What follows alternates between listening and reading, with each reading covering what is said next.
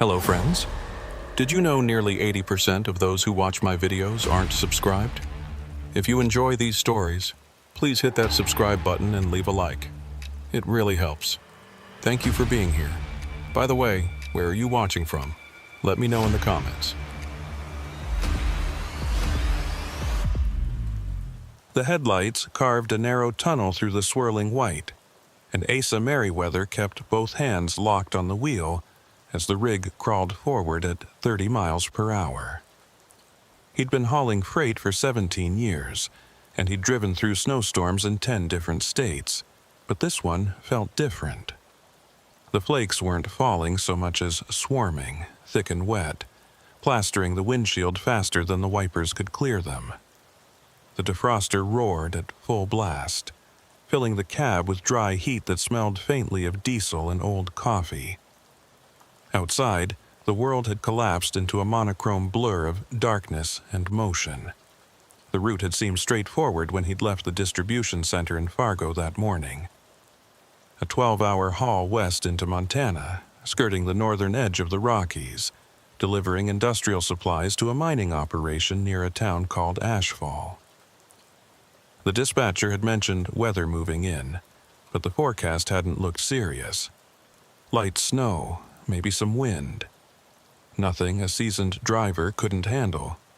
But somewhere around the state line, the light snow had thickened into a full squall, and the wind had picked up until it buffeted the trailer hard enough to make the whole rig shudder. Asa had considered pulling over, waiting it out at a truck stop, but the GPS showed nothing for another 40 miles. So he'd kept going, counting on the weight of the load to keep him stable. Now, 2 hours past sunset, he was regretting that decision. The highway had narrowed as it climbed into the foothills, and the guardrails had disappeared entirely in places, replaced by orange reflector posts that flickered past like dying embers. The CB radio crackled with static, and the occasional burst of garbled voices, truckers farther east complaining about road conditions and closures. Asa had tried calling in twice, asking if anyone had recent intel on the pass ahead, but no one had answered. Either the storm was jamming the signal, or he was the only one dumb enough to be out here tonight. The road curved sharply to the left, and Asa downshifted, feeling the engine grind as the grade steepened. The tires found purchase on what felt like packed snow over asphalt, and the rig inched upward. He glanced at the fuel gauge, 3/4 full. Plenty to get him through as long as the road didn't close entirely. The dashboard clock read 9:47 p.m. If he could make it over the pass and down the other side, he'd hit Ashfall by midnight, maybe a little after. Unload in the morning, grab a hot meal, and get some sleep before heading back. The trees closed in on both sides. Tall pines weighted down with snow, their branches sagging like old shoulders. In the headlights, they looked almost skeletal, and the spaces between them were absolute black. Asa felt the familiar loneliness of the long haul settle over him, that strange mix of solitude and alertness that came with driving through the night. He'd always liked it in a way. No traffic, no distractions, just the hum of the engine and the rhythm of the road. But tonight, the loneliness felt heavier. The storm pressed in from all sides, muffling sound, swallowing distance. It was like driving through the inside of a cloud. He reached for the thermos wedged between the seats and took a sip of lukewarm coffee. Bitter and stale, but it helped. He was thinking about turning on the radio, finding some talk show or late-night music to fill the silence, when the CB crackled to life. "Bridge ahead, repeat, bridge ahead, conditions uncertain." The voice was male, roughened by static, and it cut out before finishing. Asa grabbed the handset, keyed it. "This is southbound 43, come back on that bridge warning. What's the location?" Silence, just the hiss of dead air. He tried again. "Anyone copy? Need confirmation on bridge conditions." Nothing. He hung the handset back on its clip and squinted through the windshield. The road ahead looked the same, a narrow ribbon of white curving upward into the dark. No signs, no markers, but if there was a bridge coming up, he needed to know about it. Bridges iced over faster than regular road, especially in a storm like this. And if it was an old one, narrow or poorly maintained, he might be in trouble. He checked the GPS. The screen showed the highway as a thin blue line, winding through a blank expanse of topographic green. No bridge marked, but that didn't mean much. Half the infrastructure out here was older than the satellites tracking it, built in the 30s and 40s when the mountain towns were logging hubs. Some of those old spans didn't even show up on modern maps. The grade leveled out slightly, and the trees thinned. Asa felt the wind hit the trailer broadside, a solid gust that pushed the rig a foot to the left. He corrected, easing off the throttle. The last thing he needed was to lose traction and slide into the ditch. He'd seen it happen to other drivers, good ones too, guys who'd been hauling twice as long as he had. One mistake, one patch of black ice, and you were done. The CB crackled again. This time, the voice was clearer, though still threaded with static. If you're heading west on Route 14, be advised, Meridian Bridge is down to 1 lane. Road crews got it blocked off for ice removal. You'll need to wait for clearance. Asa keyed the handset. Copy that. This is southbound 43. How long's the wait? A pause, then, depends on conditions. Could be 20 minutes, could be an hour. They're chipping ice off the deck. It's bad up there. Understood. Any alternate routes? Another pause, longer this time. Negative. Meridian's the only way through unless you want to backtrack 60 miles. Your call. Asa cursed under his breath. 60 miles back would put him hours behind schedule, and with the storm worsening, there was no guarantee the other route would be any better. He'd have to take his chances with the bridge. Copy. I'll take the wait. Thanks for the heads up. Stay safe out there, the voice said, and then the line went dead. Asa set the handset down and rubbed his eyes. His back ached from the tension of gripping the wheel, and his shoulders felt like they'd been clamped in a vise. He rolled his neck, heard it pop, and took another sip of coffee. Cold now, but it didn't matter. He needed the caffeine more than the warmth. The road ahead began to descend, and Asa felt the rig pick up speed. He tapped the brakes lightly, keeping the engine brake engaged. The tires hissed against the packed snow, and the trailer swayed slightly as the grade steepened. He could see the trees thinning further now, opening up into what looked like a valley. And then, through the swirling snow, he saw it. The bridge. It rose out of the darkness like a skeleton, all iron and rust, spanning a deep gorge that disappeared into the blackness below.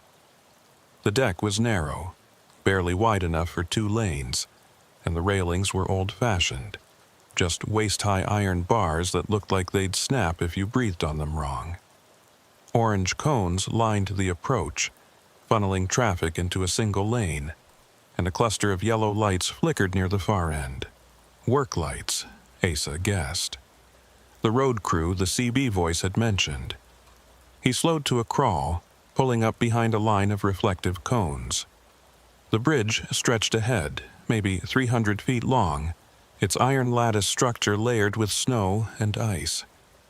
The wind howled through the open framework, and Asa could hear the faint creak of metal, a sound that set his teeth on edge. He'd crossed plenty of old bridges in his career, but this one looked like it had been standing since before the war, maybe even before that. He stopped the rig about 50 feet from the bridge entrance and set the air brakes. The engine idled, a low rumble that vibrated through the cab. Ahead, he could see the work lights more clearly now. They were mounted on tripods, casting harsh yellow pools across the icy deck. But he didn't see any crew. No trucks, no workers in reflective vests, no one chipping ice or waving traffic through. Asa frowned. He grabbed the CB handset. This is southbound 43 at Meridian Bridge. I'm in position, but I don't see any road crew. Anyone got eyes on them? Static. He waited, then tried again. Road crew at Meridian, come in. I'm at the south approach, waiting for clearance. Nothing, just the hiss of dead air and the howl of the wind outside. Asa set the handset down and stared at the bridge. The work lights were definitely on, which meant someone had set them up recently. But where were they? He scanned the deck, the far end, the banks on either side. No movement, no vehicles. Just the lights and the snow and the empty span. He considered his options. He could wait here, hope the crew showed up or radioed back. He could try calling them on his cell, assuming he had service, which he probably didn't. Or he could inch forward, take a closer look, see if maybe they were on the far side, out of view. Before he could decide, something caught his eye. A flicker of movement near the far end of the bridge, just beyond the reach of the work lights. A figure, dark and indistinct, standing near the railing. Asa leaned forward, squinting through the windshield. The snow made it hard to see clearly, but the figure was definitely there. It looked like a person, bundled in a heavy coat, maybe waving. Or was it just standing still? The snow swirled, and the figure seemed to blur, then solidify again. Asa grabbed the handset. "Road crew, is that you at the north end? I see someone near the railing." No response. He tried again. "If you can hear me, I'm coming across. Give me a signal if you need help." Still nothing. The figure didn't move, didn't respond. It just stood there, motionless, except for the occasional shift that might have been the wind tugging at its coat. Asa felt a prickle of unease. Something about this didn't feel right.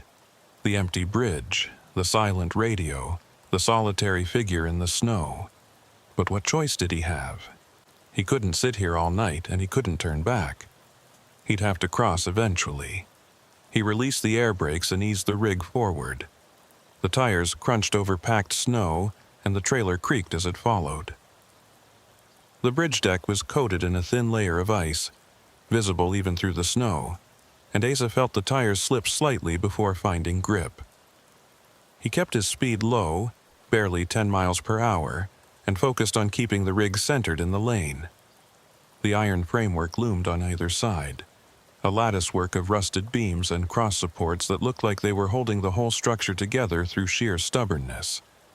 The wind screamed through the open spaces, buffeting the trailer and making the whole rig shudder. Below, Asa could see nothing but darkness, a void so deep it felt like it was pulling at him. He was halfway across when he saw the tracks. They were faint, almost buried under fresh snow, but unmistakable. Tire tracks, wide and deep, like another truck had crossed recently. But they didn't lead all the way to the far end. They stopped about 2/3 of the way across, right in the middle of the lane, and then they just ended. No skid marks, no sign of swerving, just a clean stop, as if the truck had vanished into thin air. Asa's heart began to pound. He slowed even further, almost to a stop, and stared at the tracks. They were fresh. The snow was still loose around the edges, not packed down by wind, which meant they'd been made within the last hour, maybe less. But where had the truck gone? There was nowhere to turn around, nowhere to pull off, and the tracks didn't continue to the far end. He glanced up at the figure near the railing. It was closer now, or maybe it had moved. Hard to tell. It still wasn't waving, wasn't signaling, just standing there watching. Asa's instincts screamed at him to turn around, to back off the bridge and find another route, schedule be damned. But the rational part of his brain pushed back. There had to be an explanation. Maybe the other truck had turned around somehow, or maybe the tracks were older than they looked, already half buried by the storm. And the figure was probably just a worker, tired and cold, waiting for the shift to end. He eased the rig forward again, inching past the spot where the tracks ended. The bridge creaked beneath him, a long, low groan that seemed to come from deep within the iron framework. Asa gripped the wheel tighter, his knuckles white. The work lights were just ahead now, close enough that he could see the tripods they were mounted on, and beyond them the figure. It was a man, Asa realized, tall and broad-shouldered, wearing a heavy parka with the hood pulled up. He stood with his back to the railing, facing the bridge, and his hands were stuffed in his pockets. He didn't move as Asa approached, didn't wave or step aside. He just stood there, perfectly still, like a statue. Asa rolled down his window a crack. The wind roared in, bringing a blast of icy air and snow. He shouted over the noise. "You the road crew? Is it safe to cross?" The man didn't respond, didn't even turn his head. Asa felt the unease sharpen into something colder, something closer to fear. He was about to shout again when the CB crackled to life. "Turn around." The voice was low, urgent, barely audible over the static. Asa grabbed the handset. "Say again, turn around. Get off the bridge, now." Asa's pulse spiked. He looked at the figure again. It still hadn't moved. And now, as he stared, he realized something else. The man wasn't standing on the deck. He was standing just beyond the railing, on the other side, suspended over the void. Asa's breath caught in his throat. He slammed the rig into reverse, but the tires spun on the ice, finding no purchase. The trailer fishtailed slightly, and the whole rig shuddered. He tried again, easing off the clutch, but the wheels just spun faster, throwing up sprays of snow and slush. The CB crackled again. "You need to move, don't stop." "I'm trying," Asa shouted back. "The ice. Forward. Go forward. Don't look back." Asa's hands shook as he shifted into first gear. The tires caught, and the rig lurched forward. He didn't look at the figure as he passed, didn't let himself think about what he'd seen. He just focused on the road ahead, on the far end of the bridge, on getting off this goddamn span and back onto solid ground. The work lights flickered as he passed beneath them, and for a moment everything went dark. The headlights cut through the blackness, illuminating nothing but snow and iron. And then the lights flared back on, brighter than before, almost blinding.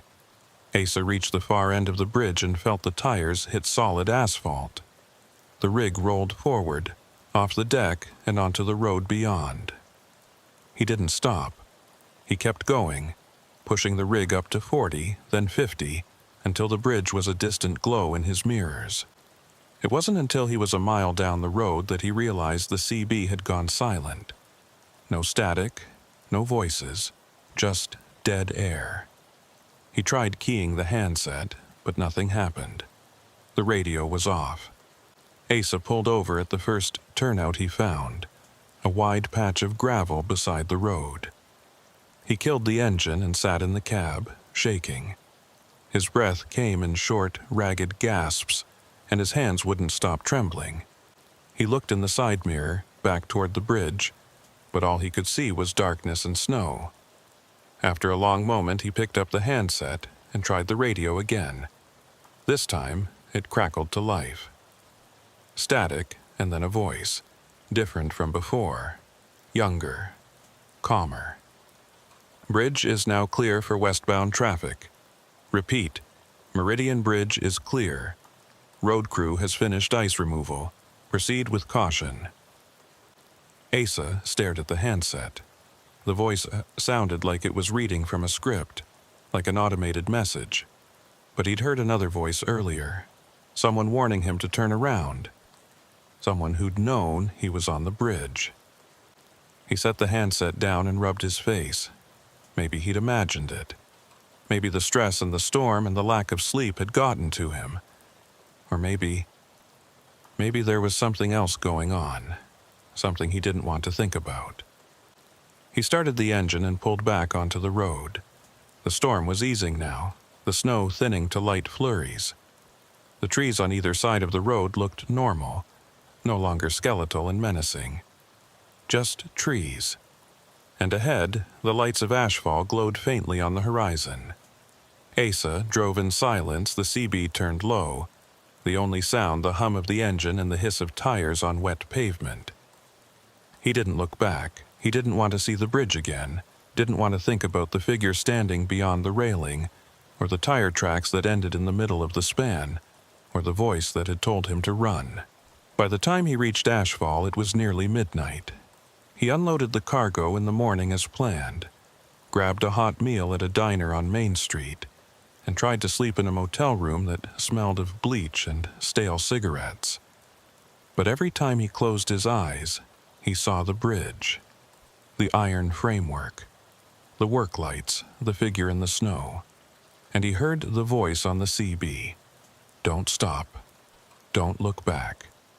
He never took that route again. Asa didn't sleep that night in Ashfall.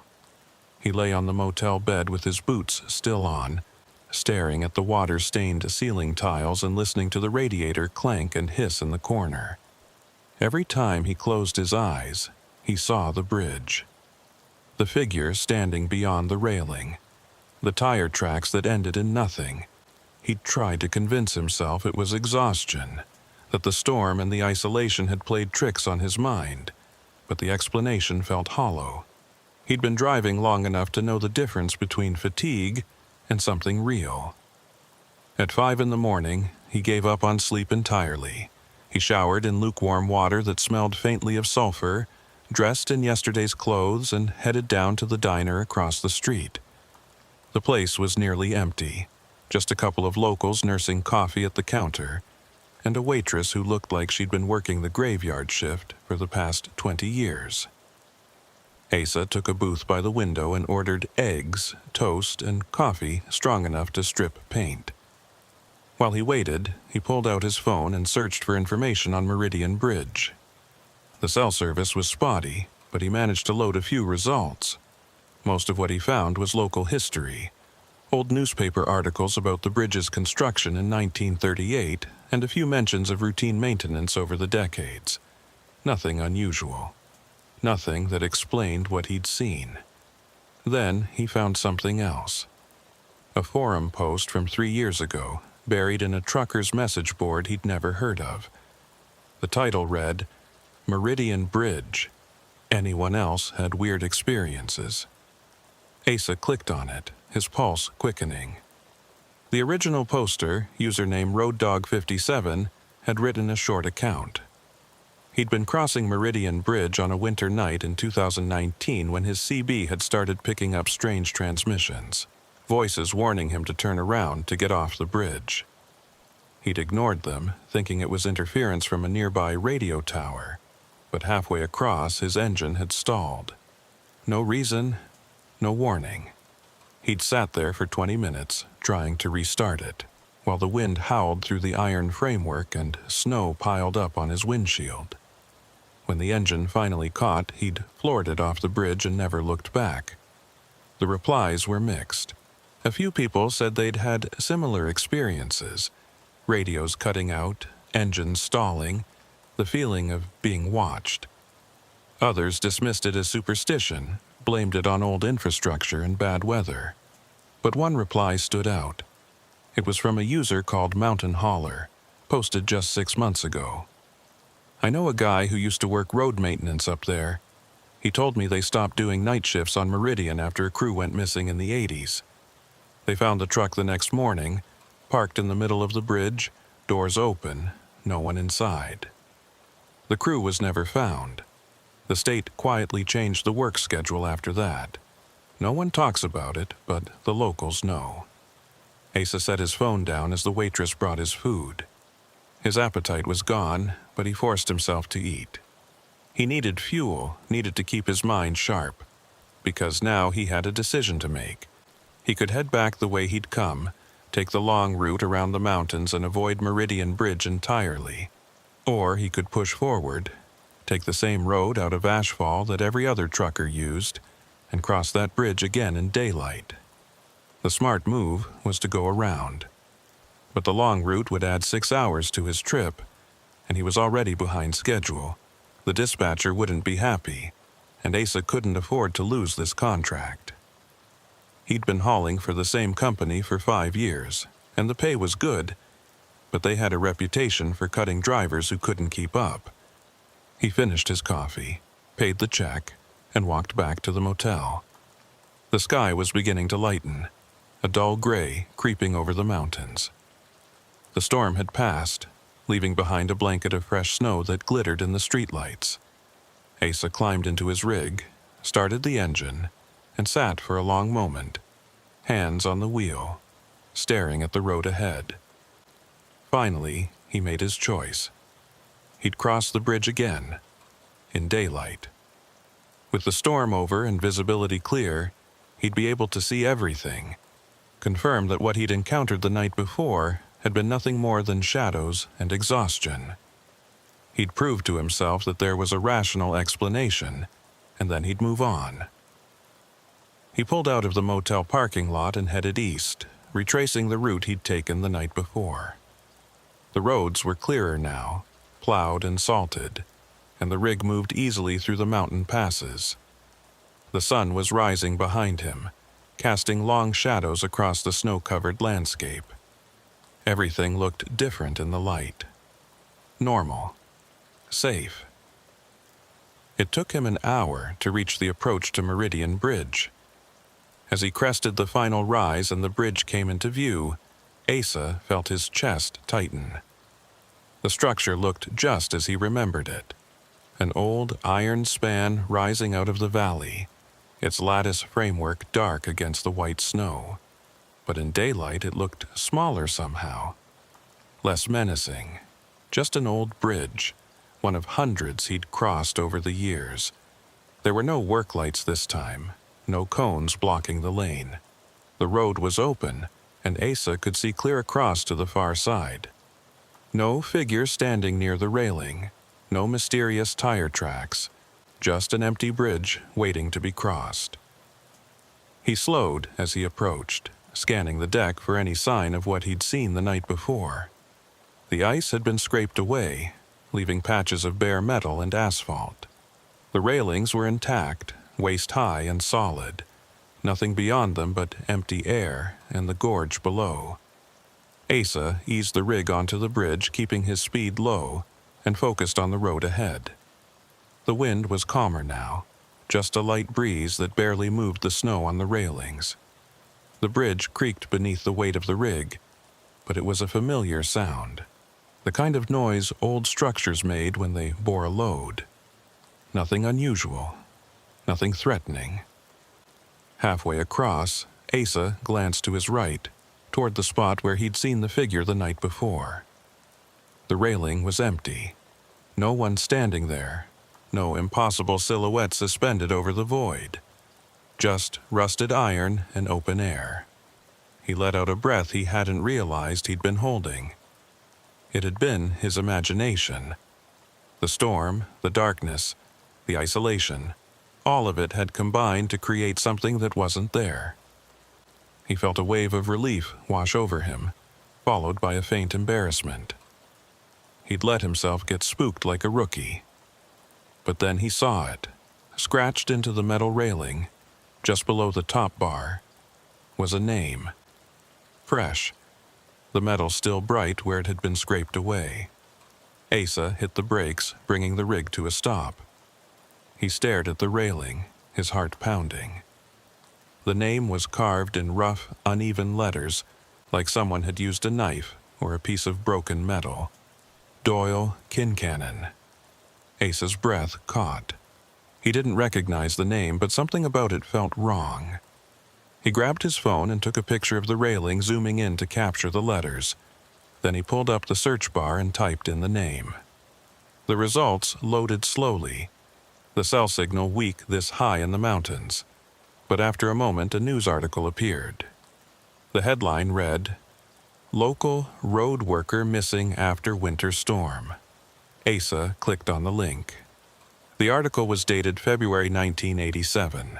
It described how a road maintenance worker named Doyle Kincannon had disappeared during a night shift on Meridian Bridge. He'd been part of a crew clearing ice from the deck when a sudden storm rolled in. The other workers had taken shelter in their truck. But Kincannon had stayed on the bridge, insisting he needed to finish securing the work lights. When the storm passed and they went to find him, he was gone. No body was ever recovered. Asa stared at the screen, his hands trembling. The name on the railing was the same man who'd disappeared nearly 40 years ago. But the scratches in the metal were fresh. He could see where the rust had been scraped away, exposing bright steel underneath. He set the phone down and looked at the railing again. And that's when he noticed something else. Below the name, almost hidden in the shadow of the lower bar, were more scratches. Not words, but numbers. A date, 02/14/1987. The night Doyle Kincannon disappeared.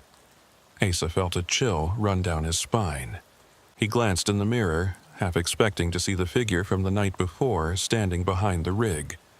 But the bridge was empty. No one there but him. He was about to release the brakes and keep moving when the CB crackled to life. "You shouldn't have stopped."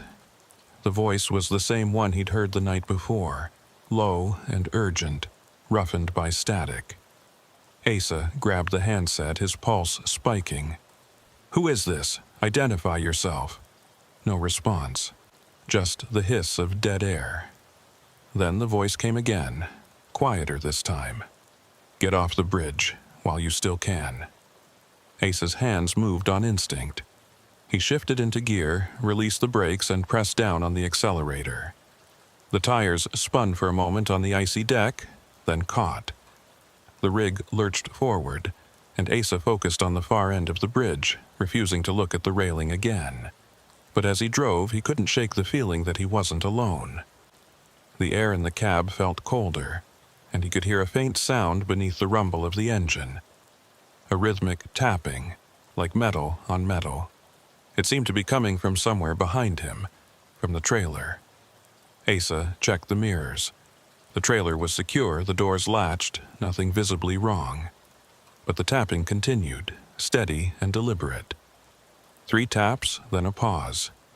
3 more taps, over and over. He reached the far end of the bridge and felt the tires hit solid ground. The tapping stopped immediately. Asa pulled over at the first turnout, his heart hammering in his chest.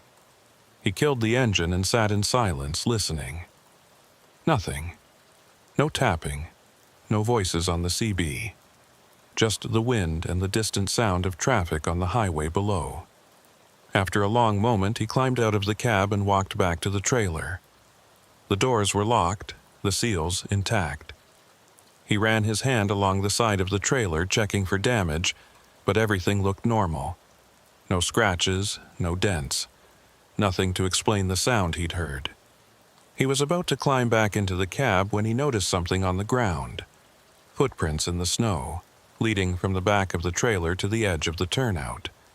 They were fresh, the snow still loose around the edges, and they weren't his. The prints were too small, the tread pattern different from his boots. Asa followed the prints with his eyes. They led to the edge of the turnout, then stopped at the guardrail. Beyond the rail was a steep drop, a rocky slope covered in snow and ice.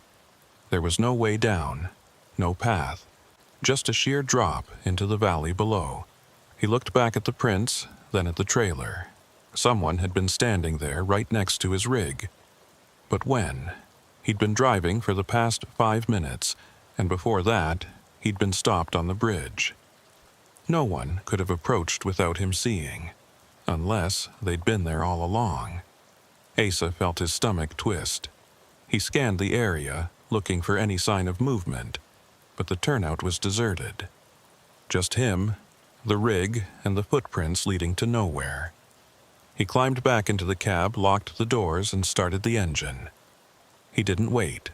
He pulled back onto the road and kept driving, pushing the rig faster than he should have on the icy pavement. He needed distance, needed to put as many miles as possible between himself and that bridge. It wasn't until he was an hour down the road, safely in the next valley that he allowed himself to think about what had happened. The name on the railing, the date, the voice on the CB, the footprints. None of it made sense, and yet all of it felt connected, like pieces of a puzzle he didn't want to solve. He pulled into a truck stop just before noon, parked in a spot near the building where he could see the entrance, and went inside. The place was busy, filled with drivers grabbing lunch and restocking supplies. Asa ordered a sandwich and sat at a corner table, his back to the wall, and pulled out his phone. He searched for more information on Doyle Kincannon, but there wasn't much beyond the original article. A few mentions in local history forums, a brief obituary that listed him as presumed deceased. No follow-up stories, no updates. Just a man who'd disappeared on a winter night and was never found. Asa set the phone down and rubbed his face. He wanted to believe there was a rational explanation. Maybe someone had carved the name on the railing as a memorial, and the scratches just looked fresh because the weather had worn away the rust. Maybe the voice on the CB had been another driver, someone playing a prank or trying to warn him about road conditions. Maybe the footprints had been his own, and he'd just forgotten making them. But deep down, he knew none of that was true. He finished his sandwich without tasting it, paid the check, and walked back to the rig. Before climbing in, he did another walk-around, checking the trailer, the tires, the undercarriage. Everything looked normal. But when he reached the passenger side, he stopped. There, on the side mirror, was a thin layer of frost. Not unusual in itself. The temperature was still below freezing. But the frost had formed in a pattern. Letters traced in the ice as if someone had drawn them with a finger. Turn back.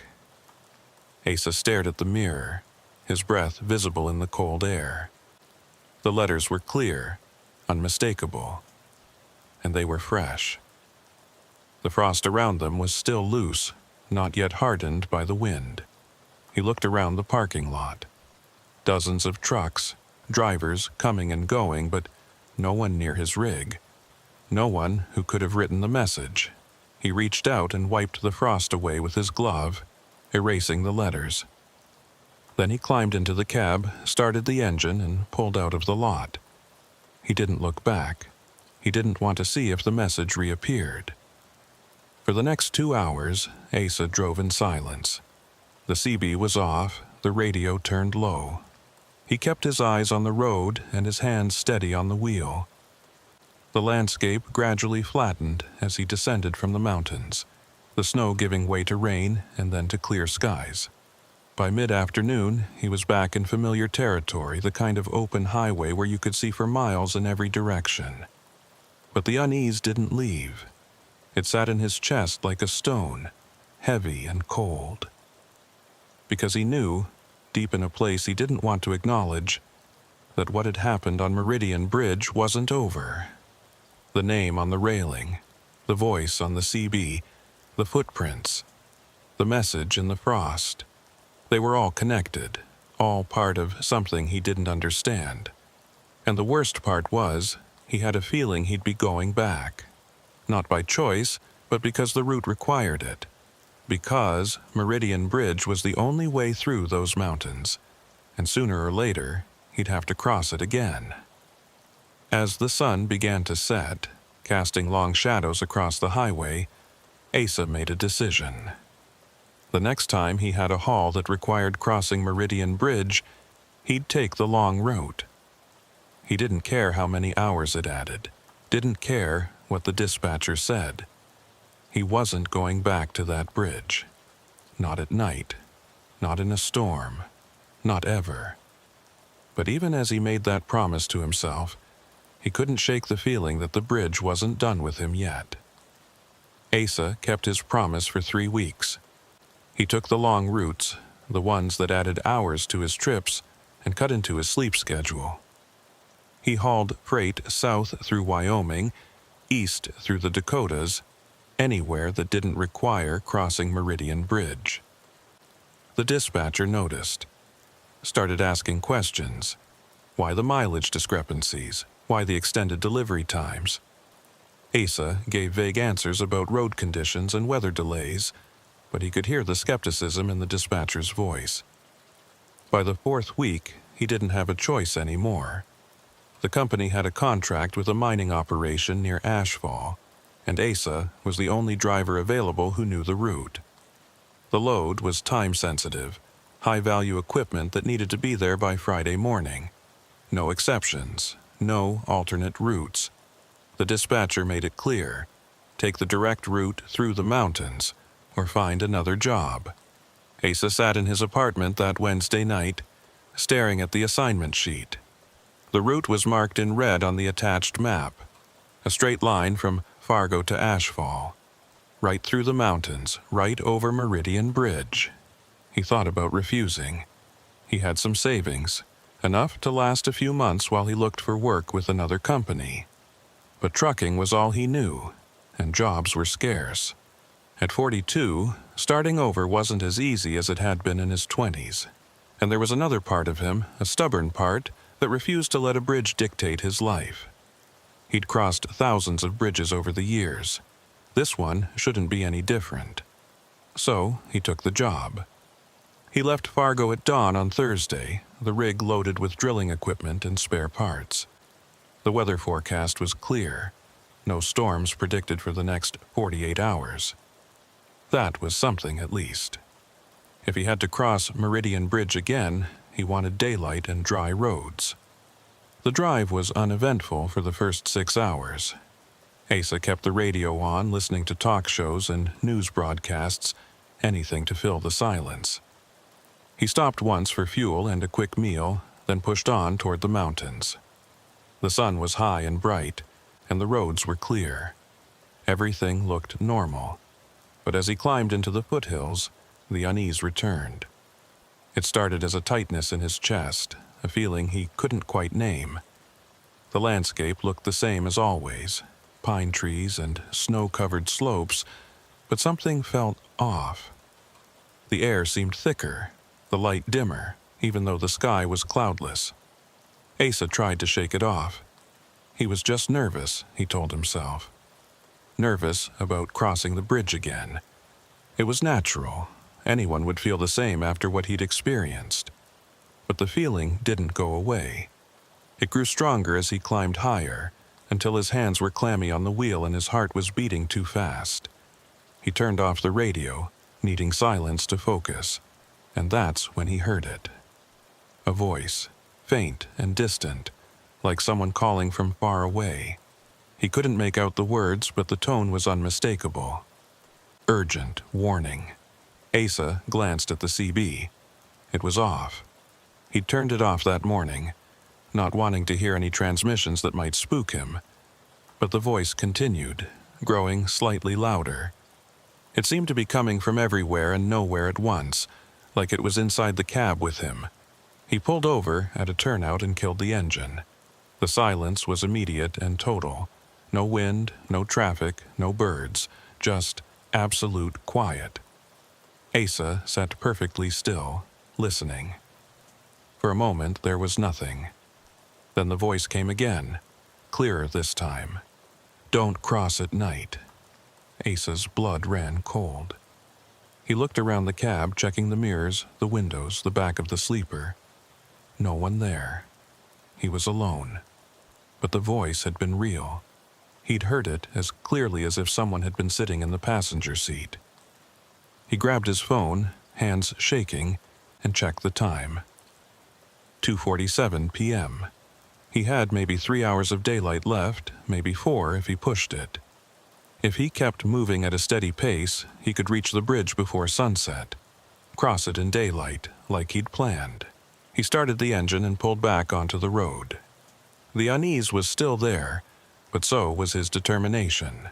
He was going to cross that bridge, prove to himself once and for all that there was nothing to fear, and then he was going to finish this job and never take this route again. The road narrowed as he climbed higher, and the trees closed in on both sides.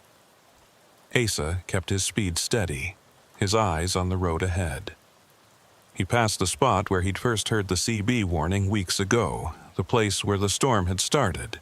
Today, the sky was clear. No snow, no wind, just cold mountain air and the steady hum of the engine. He was 10 miles from the bridge when he saw the vehicle ahead. A pickup truck, old and battered, parked on the shoulder with its hood up. Asa slowed as he approached, scanning for any sign of the driver. The truck looked abandoned, no one standing nearby, no footprints in the snow around it. As he passed, he glanced in the side mirror. The truck was still there, hood up, looking like it had been sitting for hours. But something caught his eye. Movement inside the cab. A figure, sitting in the driver's seat, perfectly still. Asa hit the brakes. The rig slowed to a crawl, and he stared at the mirror. The figure hadn't moved. It just sat there, facing forward, hands on the wheel. From this distance, Asa couldn't make out any details, just a dark silhouette against the pale interior of the truck. He should keep going. Every instinct told him to keep going, but he couldn't shake the image of that figure, sitting motionless in a truck that looked broken down. What if someone needed help? What if they were injured or worse? Asa cursed under his breath and pulled over. He set the air brakes and climbed out of the cab, his boots crunching in the snow. The air was cold and still, and his breath fogged in front of his face. He walked back toward the pickup, moving slowly, keeping his eyes on the cab. As he got closer, he could see the figure more clearly. It was a man, wearing a heavy coat and a knit cap. His hands were on the wheel, and his head was tilted slightly forward, like he was asleep, or unconscious. "Hey," Asa called out. "You okay?" No response. The man didn't move, didn't turn his head. Asa stepped closer, close enough to see through the windshield. And that's when he saw the man's face. It was pale, too pale, and his eyes were open, staring straight ahead with a glassy, lifeless expression. Asa felt his stomach drop. He reached for the door handle, then hesitated. Something about this felt wrong. The truck, the man, the timing. It was too convenient, too perfectly placed. He stepped back and pulled out his phone. No signal, of course not. He was too high in the mountains, too far from any cell tower. He looked back at the pickup. The man still hadn't moved. Asa made a decision. He'd drive to the next town, call the police, and let them handle it. He wasn't equipped to deal with this, and he couldn't afford to get delayed. He turned and started walking back toward his rig. That's when he heard the door. A metallic creak, the sound of hinges that hadn't been oiled in years. Asa spun around. The pickup's driver's side door was open. The man was still sitting in the cab, but his head had turned. He was looking directly at Asa. "You shouldn't be here," the man said. His voice was flat, emotionless. Asa took a step back. "I was just trying to help. Are you okay? Do you need—" "Turn around," the man interrupted. "Go back the way you came." Asa's heart was pounding now. "What are you talking about? I'm heading to Ashfall. I've got a delivery." The man climbed out of the truck. He moved slowly, stiffly, like his joints weren't working properly. He stood there, one hand on the doorframe, and stared at Asa with those glassy eyes. "The bridge," the man said. "You can't cross it. Not today." Asa felt a chill run down his spine. "How do you know where I'm going?" The man didn't answer. He just stood there, swaying slightly in the cold wind. And then Asa noticed something that made his blood freeze. The man's coat. It was a road crew jacket, the kind with reflective stripes and a company logo on the chest. And on the left breast, stitched in faded letters, was a name. D. Kincannon. Asa took another step back, his mind racing. It wasn't possible. Doyle Kincannon had disappeared in 1987, nearly 40 years ago. This couldn't be him. It had to be someone else, a relative, maybe, wearing an old jacket. But the man's face. Asa had seen the picture in the news article. The grainy photo of Doyle Kincannon from the 80s. And this man looked the same. Not older. Not aged by 4 decades. The same. "You need to leave," the man said again. "Before it's too late." Asa didn't wait to hear more. He turned and ran back to his rig, his boots slipping on the icy pavement. He yanked open the door, climbed into the cab and slammed it shut behind him. His hands fumbled with the ignition, and the engine roared to life. He didn't look back. He just shifted into gear and pulled onto the road, the tires spinning for a moment before catching. In the mirror, he could see the pickup. The man was still standing there, watching. And as Asa accelerated away, the man raised one hand, not waving, just pointing. Pointing toward the road ahead, toward the bridge. Asa's breath came in short, ragged gasps. His hands were shaking so badly he could barely keep them on the wheel. But he didn't slow down. He kept driving, pushing the rig faster than he should have on the mountain road, desperate to put distance between himself and that pickup truck. He was 5 miles from the bridge when the sun began to set. The light faded quickly in the mountains, the shadows lengthening and merging until the road was bathed in twilight. Asa glanced at the clock. 5:23 p.m. He'd lost more time than he'd thought. If he didn't reach the bridge in the next 15 minutes, he'd be crossing it after dark. He pressed down on the accelerator, but the rig was already at its limit. The road was too steep, too winding. He couldn't push it any faster without risking a jackknife. The CB, still turned off, suddenly crackled to life. Asa jumped, his heart hammering. He stared at the radio. He hadn't touched it, hadn't turned it on. But the speaker was hissing with static, and beneath the noise, he could hear a voice. The same voice he'd heard before, low and urgent. "Don't cross at night." Asa grabbed the handset even though he knew it was pointless. "Who is this? What do you want?" The static grew louder, and the voice fragmented into broken syllables. "Not safe. Turn. Wait for light. I can't turn around," Asa shouted into the handset. "I have a job. I have to cross that bridge." The static cut out, leaving only silence. Then a different voice came through. Clearer this time. Familiar. "Asa." He froze. No one on the CB should know his name. He hadn't identified himself, hadn't given his call sign. But the voice had said his name as clearly as if someone were sitting next to him. "Asa, listen to me. You need to stop. You need to wait." "Who is this?" Asa demanded, his voice shaking. "Someone who tried to cross at night, someone who didn't make it." Asa felt the cab grow colder. His breath fogged in the air, even though the heater was running full blast.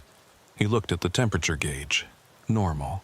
But the cold was seeping in, creeping through the vents and the seams in the doors. "What happened to you?" Asa asked, his voice barely above a whisper. The voice on the CB was quiet for a long moment.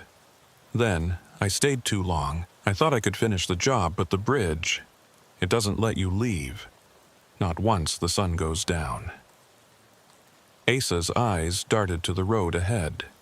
He could see the bridge now, a dark outline against the fading light. The iron framework looked skeletal in the twilight, and the gorge below was already lost in shadow. "What do I do?" Asa asked. "Stop. Wait until morning. Don't cross at night." Asa's foot hovered over the brake. Every rational part of his mind told him to stop, to pull over and wait. But the stubborn part, the part that had kept him driving for 17 years, pushed back. He was so close. The bridge was right there. If he just kept going, he could cross it in 5 minutes and be done with this. "I can make it," Asa said, more to himself than to the voice on the CB. "I'll be fine." "No." the voice said, sharp and commanding. You won't. I thought the same thing. I was wrong. Asa's foot moved to the brake. The rig began to slow. He was a quarter-mile from the bridge now, close enough to see the approach, the cones that marked the entrance. Close enough to see something else, too. Lights. Work lights. Just like the ones he'd seen weeks ago. They were set up on the bridge deck, casting harsh yellow pools across the iron framework. And standing near them, barely visible in the fading light, were figures. 3 of them wearing road crew jackets moving slowly across the deck.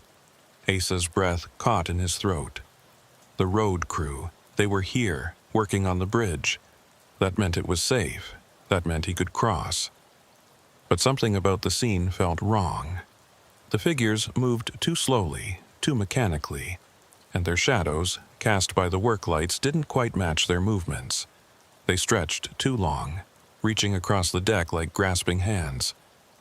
Do you see them? The voice on the CB asked. Asa nodded, even though no one could see him. The road crew, they're on the bridge. No, the voice said, they're not. What do you mean? I can see them right there. Look closer. Asa squinted through the windshield. The figures were still moving, but now that he was paying attention, he realized they weren't doing anything. They weren't carrying tools, weren't working on the deck. They were just walking, back and forth, over and over, like they were pacing or waiting. They're not real, the voice said. They're what's left, the ones who didn't leave. Asa slammed on the brakes. The rig shuddered to a stop, the trailer swaying slightly behind him. He was 50 feet from the bridge now, close enough to see the details. The rusted iron, the icy deck, the figures moving in the work lights, and then one of them stopped.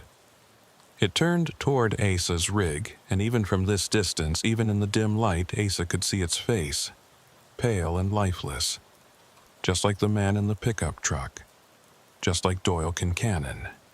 The figure raised one hand, beckoning. Come closer, step onto the bridge. Asa's hands moved on their own. He threw the rig into reverse and the tires spun on the icy pavement. The rig lurched backward, the trailer fishtailing slightly. He corrected, straightened it out, and kept backing up until he was 100 feet from the bridge. Then he stopped, set the air brakes, and sat in the cab, shaking. The CB crackled. Good, now stay there. Wait until morning. Asa looked at the clock. 5:41 p.m. Sunset was in less than 20 minutes. He'd have to wait all night. 13 hours sitting in the cab, alone on this mountain road, with that bridge and those figures just 100 feet away. I can't, Asa said. I can't stay here all night. You have to. It's the only way. Asa closed his eyes, trying to calm his racing heart. He thought about turning around, driving back the way he'd come. But it was a 2-hour drive to the nearest town, and the road would be pitch black within the hour. He'd be driving blind on icy mountain roads, with no guarantee he wouldn't end up in a ditch. He opened his eyes and looked at the bridge again. The figures were still there, still pacing, still waiting. Okay, Asa said quietly. I'll wait. The CB hissed with static, then went silent. Asa turned off the engine to save fuel, then pulled a blanket from the sleeper and wrapped it around himself. The temperature in the cab began to drop immediately, and he could see his breath fogging in the air. He settled in for a long night, his eyes fixed on the bridge, watching the figures move back and forth in the work lights. And as the last light faded from the sky and darkness swallowed the mountains, Asa realized he wasn't just waiting for morning. He was waiting to see if the bridge would let him leave at all. The first hour was the hardest. Asa sat in the darkened cab, wrapped in his blanket, watching the bridge through the windshield. The work lights cast their harsh yellow glow across the deck, and the figures continued their endless pacing, back and forth, never stopping, never acknowledging each other, just walking the same paths over and over, like machines stuck in a loop. Asa counted them.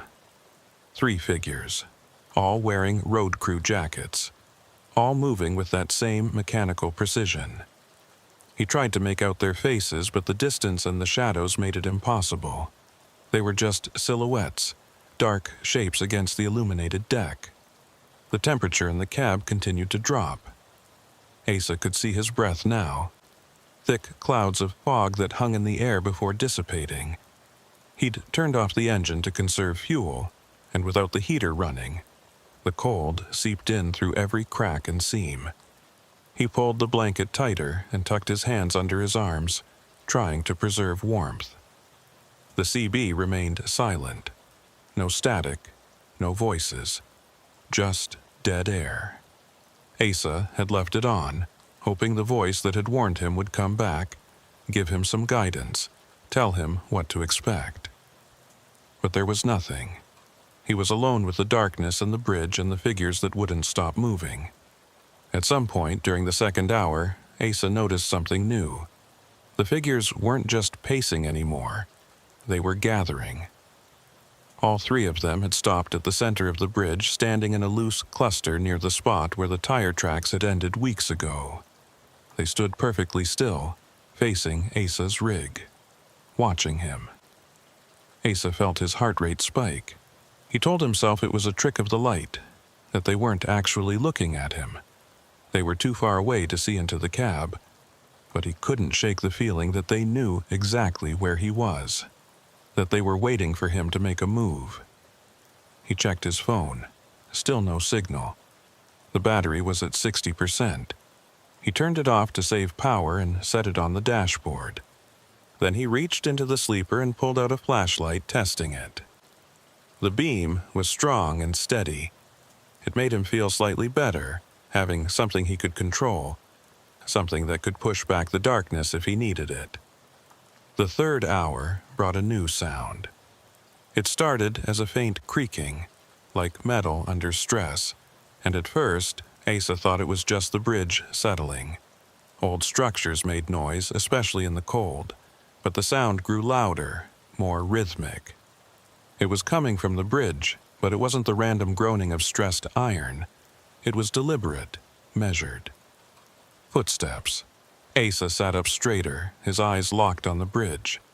The 3 figures were still standing at the center, motionless. But the sound of footsteps continued, growing closer. Someone was walking on the bridge deck, moving from the far end toward Asa's position. He grabbed the flashlight and pointed it toward the bridge, but the beam didn't reach far enough. The work lights were too bright, creating a wall of glare that his flashlight couldn't penetrate. He could hear the footsteps clearly now, heavy boots on metal, the sound echoing through the gorge below. And then he saw it. A 4th figure, emerging from the darkness beyond the work lights. It walked slowly, steadily, moving with more purpose than the other 3. As it entered the pool of light, Asa could see it was wearing the same road crew jacket. But unlike the others, this one was looking down, watching its own feet as it walked. The figure stopped at the edge of the lit area, about 50 feet from Asa's rig. It stood there for a long moment, swaying slightly. Then it raised its head and looked directly at the cab. Asa's breath caught. Even from this distance, even in the harsh light, he could see the face clearly now. It was Doyle Kincannon, the same man he'd seen in the pickup truck, the same pale skin, the same glassy eyes. But now there was something else in that expression. Recognition and sadness. The figure raised one hand, palm out. Not beckoning this time, just showing. And that's when Asa saw it. The hand was wrong. The fingers were bent at unnatural angles and the skin had a waxy, frozen quality, like it had been exposed to extreme cold for too long. Asa felt bile rise in his throat. He wanted to look away, but he couldn't. The figure lowered its hand and took another step forward, then another, moving toward the rig with slow, deliberate steps. Asa's hand shot out to the ignition. He had to leave. Had to start the engine and get out of here. Warnings be damned. But as his fingers touched the key, the CB crackled to life. "Don't run." It was the same voice from before. Calm, but urgent. "If you run, you won't make it. The road behind you, it's not there anymore." Asa spun around, looking through the rear window of the sleeper. The road behind the rig was dark, swallowed by the night. He grabbed the flashlight and pointed it backward, and his blood ran cold. The road was gone. Where asphalt should have been, there was nothing but darkness. Not shadow, not night. Just void. Like someone had erased everything beyond a certain point, leaving only the small circle of ground where his rig sat. "What the hell is this?" Asa whispered. "The bridge," the CB voice said. "It changes things, warps them. Once the sun goes down, the rules are different." Asa turned back to the windshield. The figure was closer now, maybe 30 feet away. It had stopped walking and was just standing there, watching. The other 3 figures at the center of the bridge hadn't moved. "What do they want?" Asa asked. "To warn you. To show you what happens if you cross." "But I didn't cross. I stopped. I'm waiting, just like you said. And that's why you still have a chance. But you need to understand something, Asa. This bridge, it's hungry.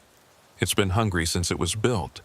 They used prison labor to construct it in the 30s. 3 men died during construction, fell into the gorge, and their bodies were never recovered. The bridge was finished on schedule, dedicated on time, and everyone forgot about them." Asa stared at the figure in the road crew jacket. Doyle Kincannon fell too, in 1987. He didn't fall. He stayed too long. Tried to finish his shift after dark. The bridge took him, same as it took the others. And now they're all part of it. Trapped in that night, walking the same paths, trying to warn people like you. "How do you know all this?" Asa asked, his voice shaking. The CB was silent for a moment, then, "Because I'm one of them." Asa felt the temperature drop even further. Frost was forming on the inside of the windshield now, creeping across the glass in delicate patterns. He wiped it away with his sleeve, but it came back immediately. "My name was Ren Dalrymple," the voice continued. "I was a truck driver, just like you. Came through here on a February night in 2003. I thought I could make it across before the storm hit. I was wrong." Asa's throat tightened. "What happened?" "I made it halfway across. Then the engine stalled. I couldn't restart it. I sat there for 3 hours, waiting for help. But no help came. The cold got worse. I tried to climb out, tried to walk, but my legs wouldn't work. By the time the sun came up, I was gone." "But your voice," Asa said. "You're talking to me now. This is what's left. A warning, a loop. I've been trying to help people for 20 years. Some listen. Most don't." Asa looked at the figure in the road. Doyle Kincannon was still standing there, motionless. Is he trying to help too? In his own way, they all are. But they can't speak, can't use the radio. All they can do is show you what happened to them. Hope you're smart enough to understand. The figure in the road took another step forward. It was close enough now that Asa could see the details of the jacket. The name stitched on the chest, the ice crystals forming on the fabric. And he could see something else. The figure's eyes weren't glassy because of death. They were frozen. Literally frozen, ice coating the surface like a thin film. "What do I do?" Asa asked quietly. "Wait. When the sun rises, the bridge will release its hold. The road behind you will come back. The figures will fade. You'll be able to cross safely, but you can't leave the rig, you can't step onto the ground, and you absolutely cannot step onto the bridge." "Why?" because the moment your feet touch that deck, you become part of it. The bridge will claim you, same as it claimed us, and you'll spend eternity trying to warn the next person. Asa felt tears sting his eyes. He wiped them away angrily. How long until sunrise? 7 hours, maybe 8. 7 hours. Asa looked at the fuel gauge. He'd burned through a quarter tank just getting here. He had enough to idle the engine for maybe 2 hours, keep the heater running, keep the cold at bay. After that, he'd be running on empty.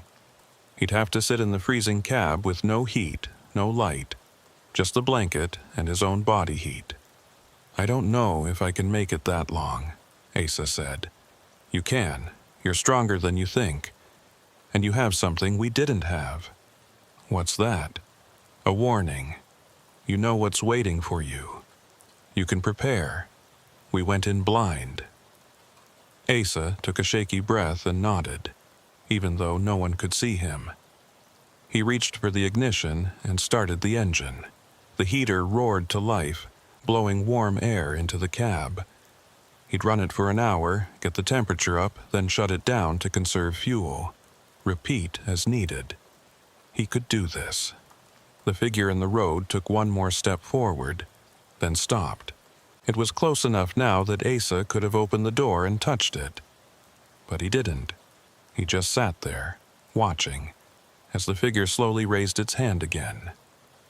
This time, it wasn't showing Asa its frozen fingers. It was pointing, not at the bridge, not at the rig, but at Asa himself. The meaning was clear. This could be you. This will be you, if you're not careful. Asa nodded slowly, acknowledging the warning. The figure lowered its hand and began to walk backward, retracing its steps toward the bridge. It moved slowly, never turning around, just backing away until it merged with the shadows at the edge of the work lights. The CB crackled. Good. Now settle in. It's going to be a long night. Wren Dalrymple's voice faded, replaced by static. Asa turned the volume down and leaned back in his seat, the blanket wrapped around him. The heater was working, pushing back the cold, but he could still see his breath. The frost on the windshield had stopped spreading, but it hadn't receded. He spent the next hour trying to stay warm and awake. He did exercises in the cab, flexing his muscles, moving his arms and legs to keep the blood flowing. He ate a granola bar from his stash in the sleeper, washing it down with cold water. He checked his phone every 15 minutes hoping for a signal, but there was nothing. At the end of the hour, he shut down the engine. The silence was immediate and oppressive. The heater fan wound down, and the warmth began to dissipate. Asa pulled the blanket tighter and tucked his chin into his chest, trying to preserve heat. The cold came back fast. Within 30 minutes, the cab felt like a freezer. Asa's fingers and toes were numb, and his face ached from the frigid air. He knew he couldn't last 7 more hours like this. He'd have to start the engine again soon. But before he could reach for the ignition, he heard something new. A tapping sound. Soft and rhythmic. 3 taps, pause, 3 taps. The same pattern he'd heard weeks ago, coming from the trailer. Asa froze. The tapping was coming from outside the cab, from the passenger door. He turned his head slowly, afraid of what he might see. There was a face pressed against the window. Pale and frozen, eyes glassy, mouth open in a silent scream. It was one of the figures from the bridge. It had left the deck and crossed the distance to the rig without making a sound. Asa's heart hammered in his chest. He wanted to scream, wanted to start the engine and drive, but Wren's words echoed in his mind. Don't run. If you run, you won't make it. The face at the window stared at him for a long moment. Then the tapping came again. 3 times. Pause. 3 times. The figure was trying to communicate, trying to tell him something. Asa forced himself to breathe slowly, to think. 3 taps. What could it mean? He looked at the clock. 11:47 p.m. 3 hours since he'd stopped. That left roughly 5 hours until dawn. The figure tapped again, 3 times. Then it raised its frozen hand and held up 3 fingers. 3 of them. 3 men who died during construction. 3 figures on the bridge. And then Asa understood. The figure wasn't threatening him, it was showing him. 3 died building the bridge. Doyle made 4. Wren made 5. If Asa stepped onto that bridge, he'd make 6. Asa nodded at the figure, acknowledging the message. The face at the window stared at him for a moment longer, then slowly withdrew. Asa heard footsteps crunching in the snow, moving away from the rig. He looked through the windshield and saw the figure walking back towards the bridge, its movements slow and deliberate. The CB crackled softly. "They're trying to help. They don't want you to join them." "I know," Asa whispered. "I understand." "Good. Now stay strong. Dawn is coming." Asa restarted the engine and ran the heater for another hour. Then he shut it down again and endured the cold. He repeated this pattern 3 more times, cycling between warmth and freezing, between alertness and the edge of hypothermic drowsiness. His fuel gauge dropped steadily, the needle creeping toward empty. By 4:30 a.m., he was running on fumes. The last time he'd started the engine, it had coughed and sputtered before catching. He knew he wouldn't be able to start it again. From here on out, he was on his own. Just the blanket, the cold, and the darkness. He sat in the freezing cab, shivering violently, watching the bridge through the frosted windshield. The work lights were still on, the figures still pacing. But something was different now. The light in the east had changed. It was no longer pure black. There was a faint gray tinge to the horizon, barely perceptible but definitely there. Dawn was coming. Asa held on, his teeth chattering, his body racked with shivers. He kept his eyes on that horizon, watching the gray slowly lighten to pale blue. The stars began to fade. The work lights on the bridge seemed to dim. At 5:52 a.m., the sun broke over the mountains. The first rays of light spilled across the valley, touching the tops of the trees, painting the snow with gold. Asa felt warmth on his face, real warmth, and he wanted to cry with relief. He looked at the bridge. The work lights were off now. The figures were gone. The deck was empty, just rusted iron and ice, exactly as it had been when he'd crossed it in daylight weeks ago. And when he looked in the rear mirror, the road was back, solid asphalt stretching behind him into the distance. The CB crackled one last time. "You made it, now go. Cross while you can, and don't look back." Asa didn't need to be told twice. He turned the key, praying the engine would start. It coughed, sputtered, then roared to life on the last drops of fuel in the tank. Asa shifted into gear and drove forward onto the bridge. The crossing took less than a minute. The deck was solid, the ice minimal.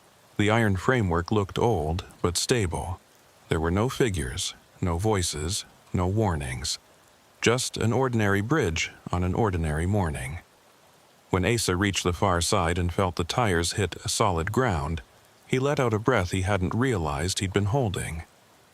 He drove for another 2 miles until he found a gas station at the edge of a small town. He pulled in, filled the tank, and sat in the cab for a long time, just breathing. He never told anyone what happened that night. Who would believe him? A haunted bridge, frozen figures, warnings from the dead. It sounded insane even to him, and he'd lived through it. But he kept the picture on his phone, the one he'd taken of the railing, with Doyle Kincannon's name scratched into the metal. And sometimes, late at night when he couldn't sleep, he'd pull it up and stare at it, remembering. He never crossed Meridian Bridge again. He took the long route, every single time, no matter what the dispatcher said. And when other drivers asked him about it, asked why he avoided that particular stretch of highway, he'd just shake his head and change the subject. Some bridges, he learned, aren't meant to be crossed after dark. Some bridges demand a price for passage. And some bridges never forget the people they've claimed. Asa Merriweather was lucky.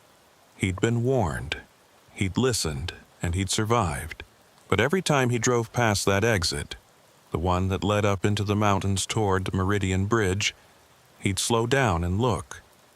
And sometimes, just sometimes, he thought he could see lights in the distance. Yellow work lights, flickering through the trees. And he'd press down on the accelerator and keep driving, leaving the bridge and its frozen guardians behind in the darkness where they belonged. The weather report had called for light flurries, maybe an inch of accumulation by morning. Nothing Orrin Kepler hadn't driven through 100 times before. He'd been hauling freight across the upper Midwest for 12 years, and he knew the lake effect systems that rolled off Superior like he knew the gears in his transmission. They were unpredictable, sure, but manageable if you kept your head and didn't push your luck. He'd left Duluth at 4 in the afternoon with a load of machine parts destined for a manufacturing plant in Sault Ste. Marie. The route took him along the south shore of Lake Superior, a stretch of highway that hugged the coastline and offered spectacular views when the weather was clear. Today, the lake was invisible, hidden behind a wall of gray clouds that pressed down from the north. The air had that heavy, wet quality that promised snow, and Orrin could smell it through the cab's ventilation system, cold and metallic. By 6 o'clock, the flurries had started. Thin and sparse at first, just enough to dust the windshield between wiper passes.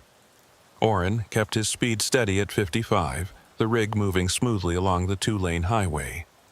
Traffic was light, just a few cars heading in the opposite direction, their headlights cutting brief holes in the gathering dusk.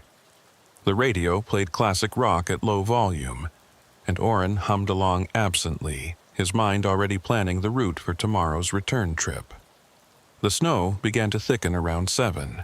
The flurries turned to steady fall, and visibility dropped from a quarter mile to maybe 500 feet. Orrin slowed to 45, then 40, his eyes scanning the road ahead for brake lights or reflectors. The highway had narrowed, the shoulders disappearing under accumulating snow, and the center line was already buried. He was navigating by feel now, by the slight rise of the road surface and the dark shapes of trees on either side. He'd driven this route enough times to know the landmarks. The gas station at mile marker 47, the scenic overlook at 62, and at mile 79, the Portage Bridge, a massive lift span that crossed the mouth of a narrow bay connecting 2 sections of the lake. The bridge was old, built in the 50s, and it still operated on a manual system. A bridge tender sat in a small control house at the center span, raising and lowering the deck to allow boat traffic to pass underneath. Orrin had crossed it dozens of times, usually without incident. But tonight, as he approached the bridge, something felt different. The snow was coming down heavier now, thick, wet flakes that stuck to everything and turned the world into a blur of white and gray. The wind had picked up too, gusting hard enough to rock the trailer and send snow swirling across the road in ghostly spirals. He slowed to 30 as he crested the hill that led down to the bridge approach. Through the snow, he could make out the dark shape of the span, a long, flat structure rising slightly as it crossed the water. The control house sat at the midpoint, a small square building with yellow windows that glowed faintly in the storm. Red signal lights marked the corners of the bridge, but they looked dim, almost obscured by the falling snow. As Orrin descended toward the approach, he noticed something odd. The barrier gates were down. The red and white striped arms stretched across both lanes, blocking access to the bridge. Warning lights flashed in sequence, the same pattern used when the bridge was raised for boat traffic. Orrin frowned. It was late November, well past the shipping season. The lake should be empty, no boats moving, no reason to raise the bridge. He slowed to a crawl and pulled up to the barrier, setting his air brakes. Through the windshield, he could see the bridge deck beyond the gates. It looked normal, level, and solid, not raised. So why were the barriers down? He grabbed the CB handset and keyed it. "This is eastbound commercial at Portage Bridge. Anyone know why the barriers are activated? Bridge looks closed, but the deck is down." Static hissed through the speaker. He tried again. "Portage Bridge Control. This is eastbound commercial requesting status. Do you copy?" More static. Then a voice, faint and crackling, barely audible over the interference. "Wait for clearance. Deck needs." The transmission cut out. Orrin adjusted the squelch, trying to clean up the signal, but the voice didn't return. He set the handset down and stared at the barrier. He could see the control house clearly now, maybe 200 feet away. The windows were lit, and he thought he could see movement inside, a shadow passing across the glass. He considered his options. He could wait here, hope the bridge tender came out to explain the situation. Or he could try calling on his cell phone, see if he could get through to someone. He pulled out his phone and checked the screen. 1 bar of signal, flickering between 1 and 0. He dialed the number for the State Highway Department's road condition hotline, but the call dropped before it connected. Orrin cursed under his breath and set the phone aside. He was about to try the CB again when he saw headlights in his mirror. A vehicle was approaching from behind, moving slowly through the snow. As it got closer, Orrin could see it was a county sheriff's cruiser, its light bar dark, but its headlights cutting through the storm. The cruiser pulled up alongside Orrin's cab and stopped. The driver's window rolled down, and Orrin rolled down his own window, letting in a blast of cold air and snow. The deputy was young, maybe late 20s, with a serious face and sharp eyes. He leaned toward his window and raised his voice over the wind. "You been here long?" "Just pulled up," Orrin shouted back. "Barriers are down, but the deck looks level. Can't raise anyone on the radio." The deputy nodded. "Yeah, we've been getting reports. System's been acting up all day. Bridge tender called it in this morning, said the controls were cycling on their own. State sent a tech out, but he couldn't find anything wrong. So, is it safe to cross?" The deputy hesitated. "Deck's solid. No reason it shouldn't be. But the tender's supposed to reset the barriers manually before letting anyone through. Procedure, you know." "You want to go check?" Orrin asked. The deputy looked at the control house, then back at Orrin. "Yeah, stay put. I'll see what's going on." He rolled up his window and drove forward, maneuvering the cruiser around the barrier. Orrin watched as the deputy parked near the control house and climbed out, his uniform already dusted with snow. The deputy walked to the door of the control house and knocked. No response. He knocked again, harder this time, then tried the handle. The door opened, and the deputy stepped inside. Orrin waited, engine idling, heater running. The snow continued to fall, accumulating on the hood and windshield faster than the wipers could clear it. He checked the dashboard clock. 7:34 p.m.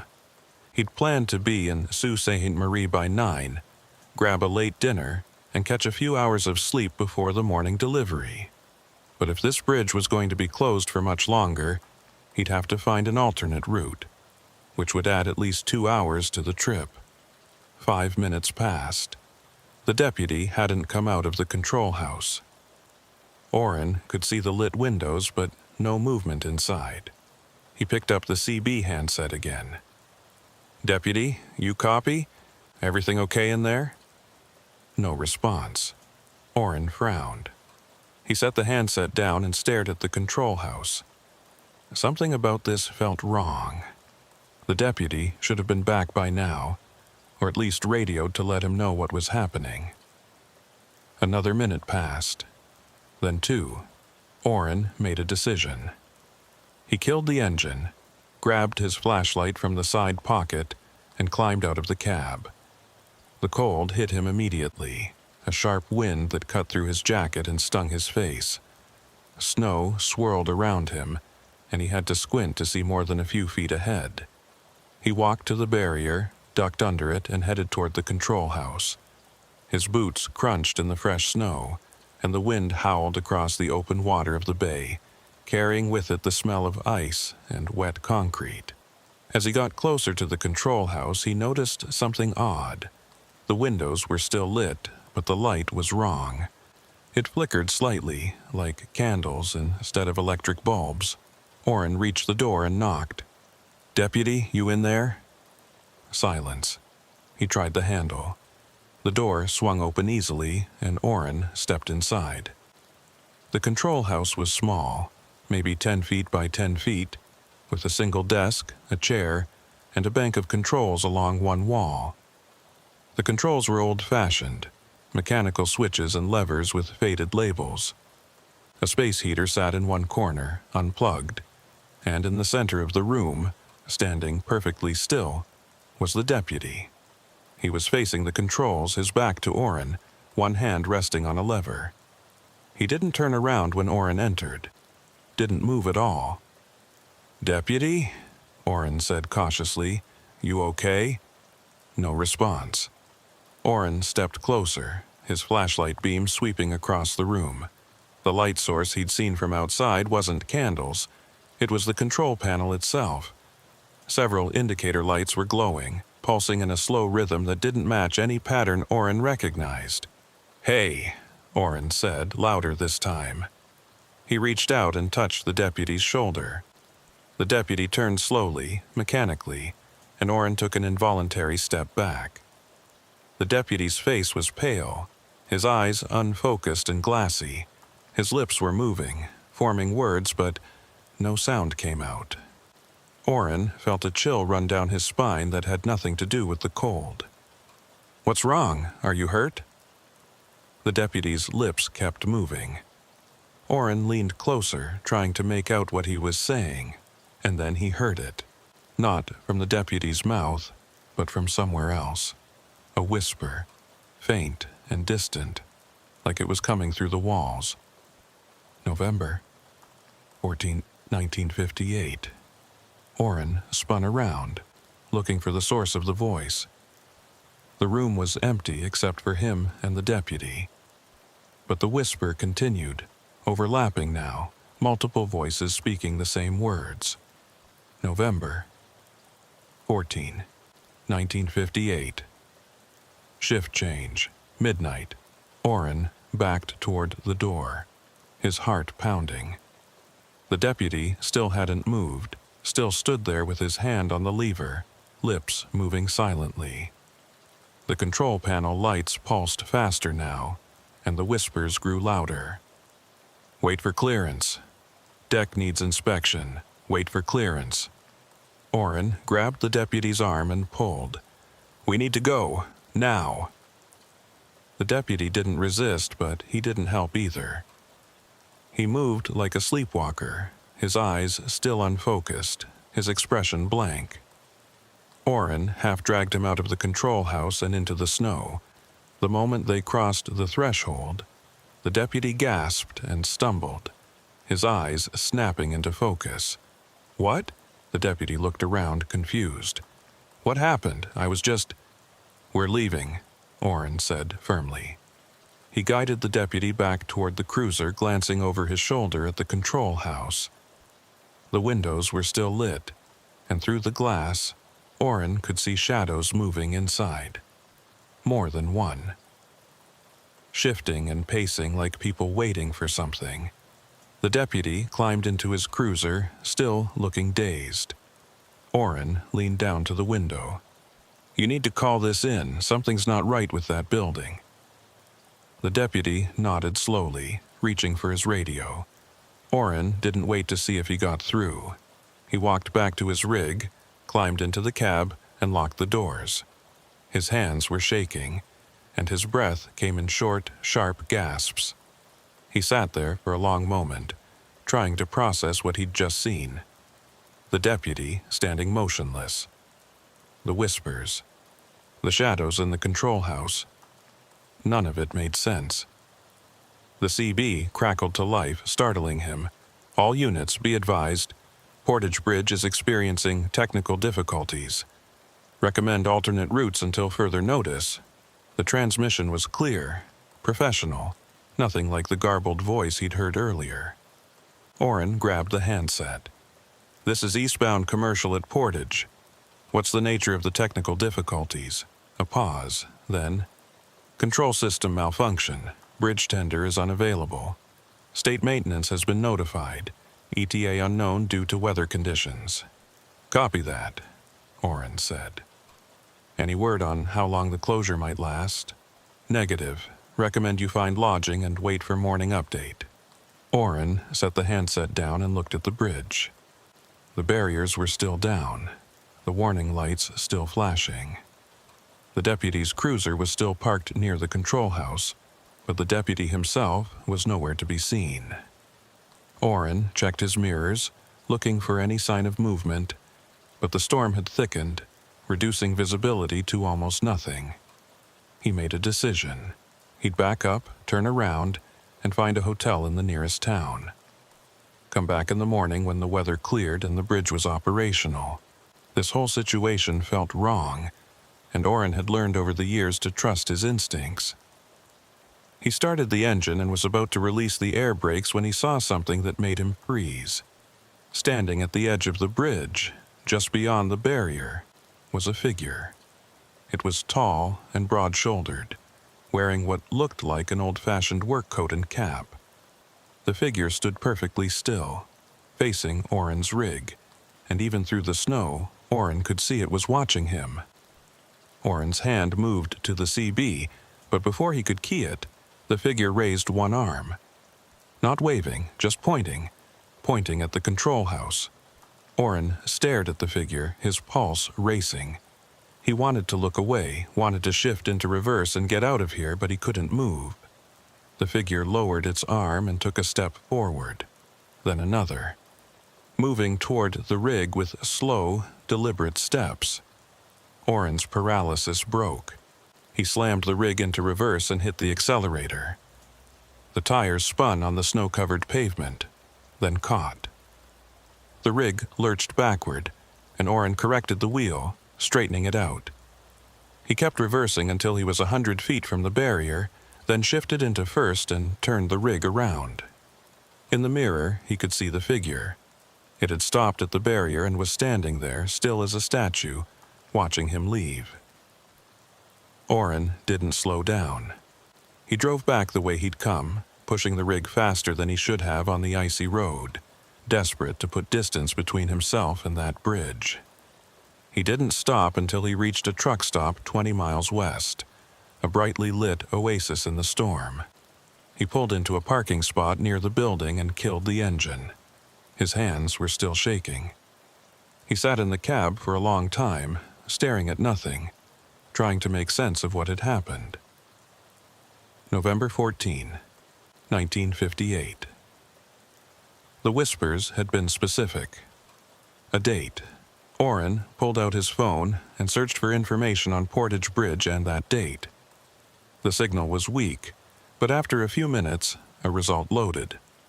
It was a newspaper article from November 1958. The headline read, "Bridge Tender Missing After Midnight Shift." Orrin read the article with growing unease. A woman named Mavis O'Rourke had been working the midnight shift at Portage Bridge on November 14th when she disappeared. Her coat and thermos were found in the control house, but she was never seen again.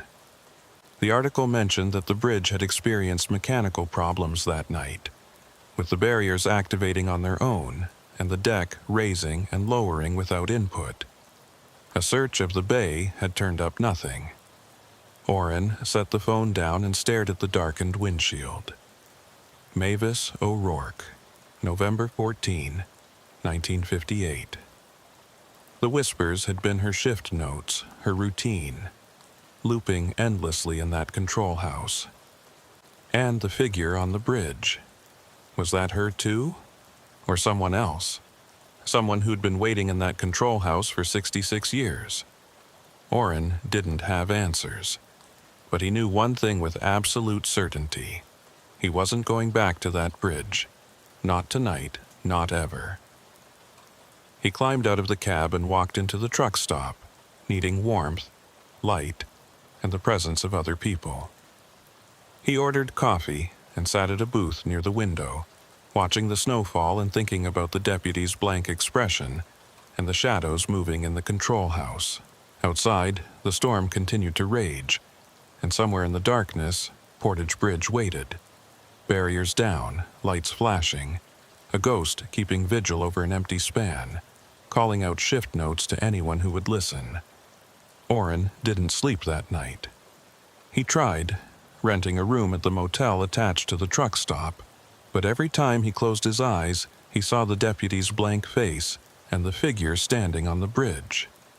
At 3 a.m., he gave up and went back down to the truck stop restaurant, ordering breakfast and more coffee while the night shift waitress eyed him with tired sympathy. By dawn, the storm had passed. The sky was clear and pale blue, and the world outside was buried under 14 inches of fresh snow. Plows were already out, their orange lights flashing as they worked to clear the highways.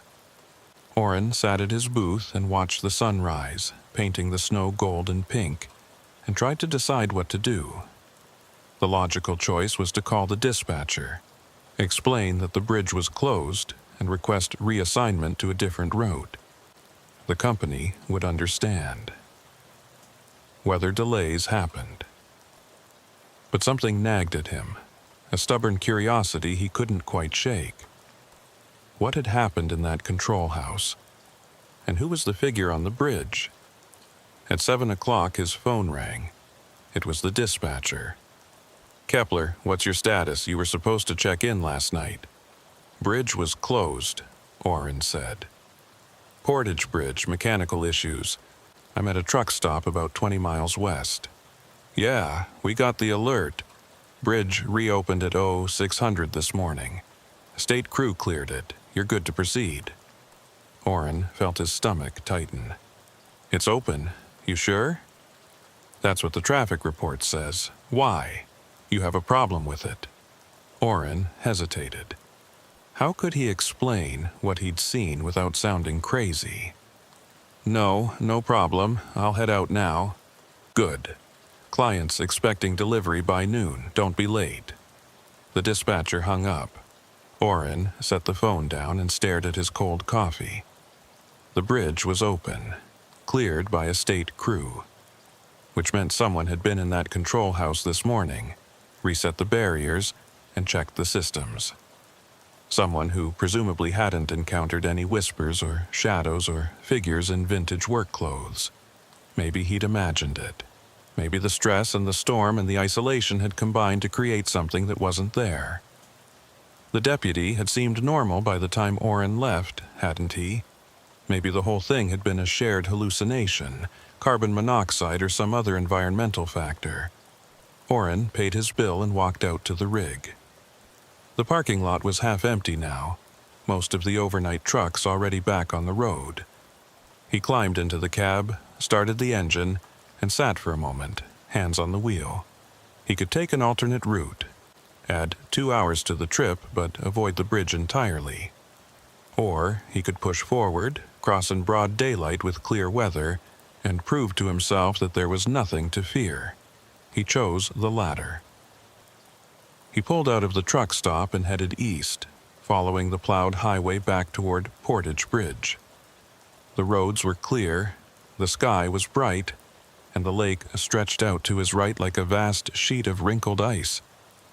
Everything looked normal, safe. It took him 30 minutes to reach the bridge approach. As he crested the hill and the bridge came into view, Orrin felt his pulse quicken. The barriers were up, the warning lights were off.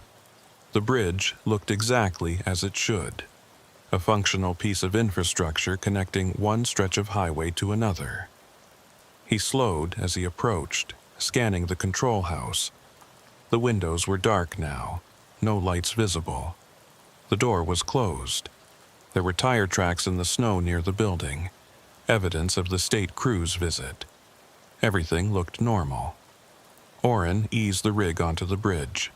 The deck was solid, recently plowed, with just a thin layer of snow remaining.